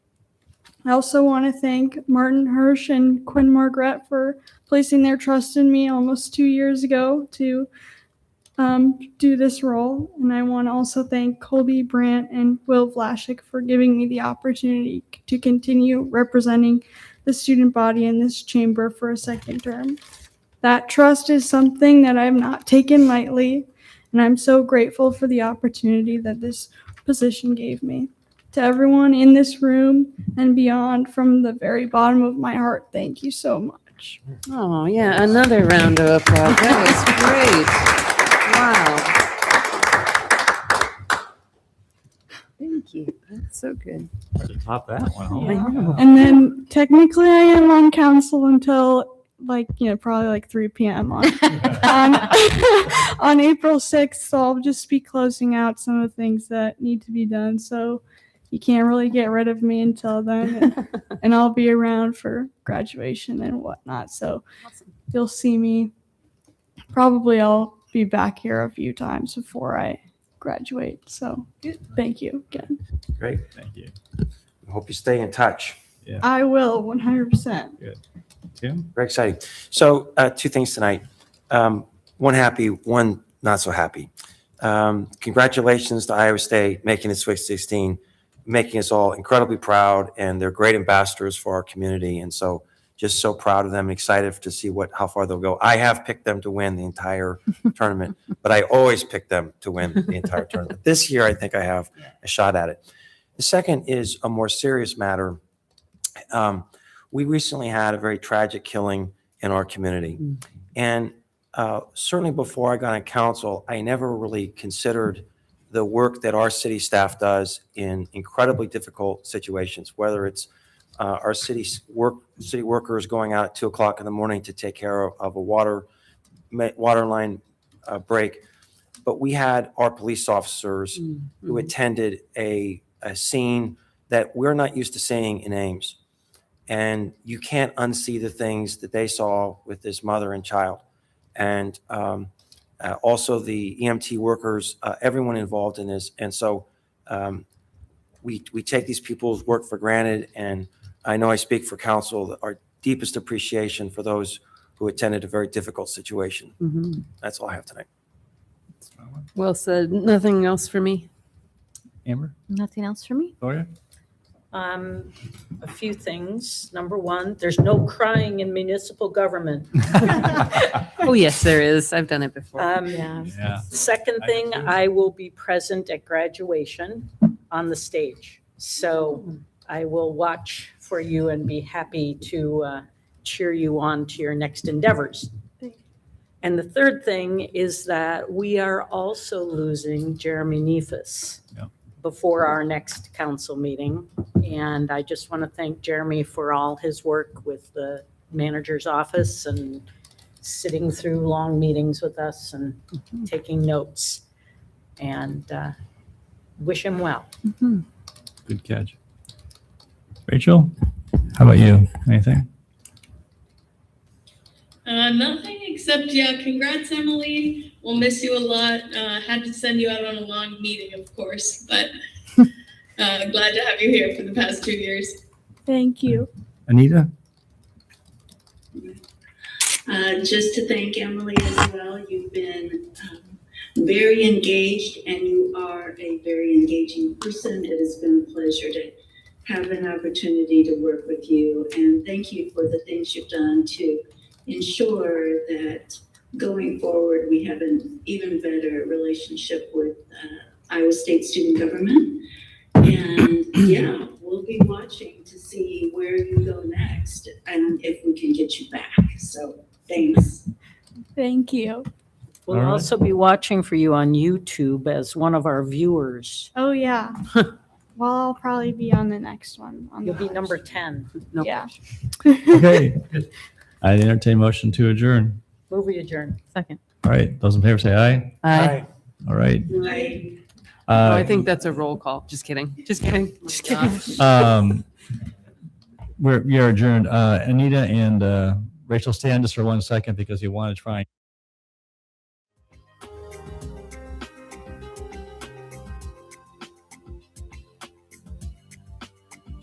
City Council meeting credits.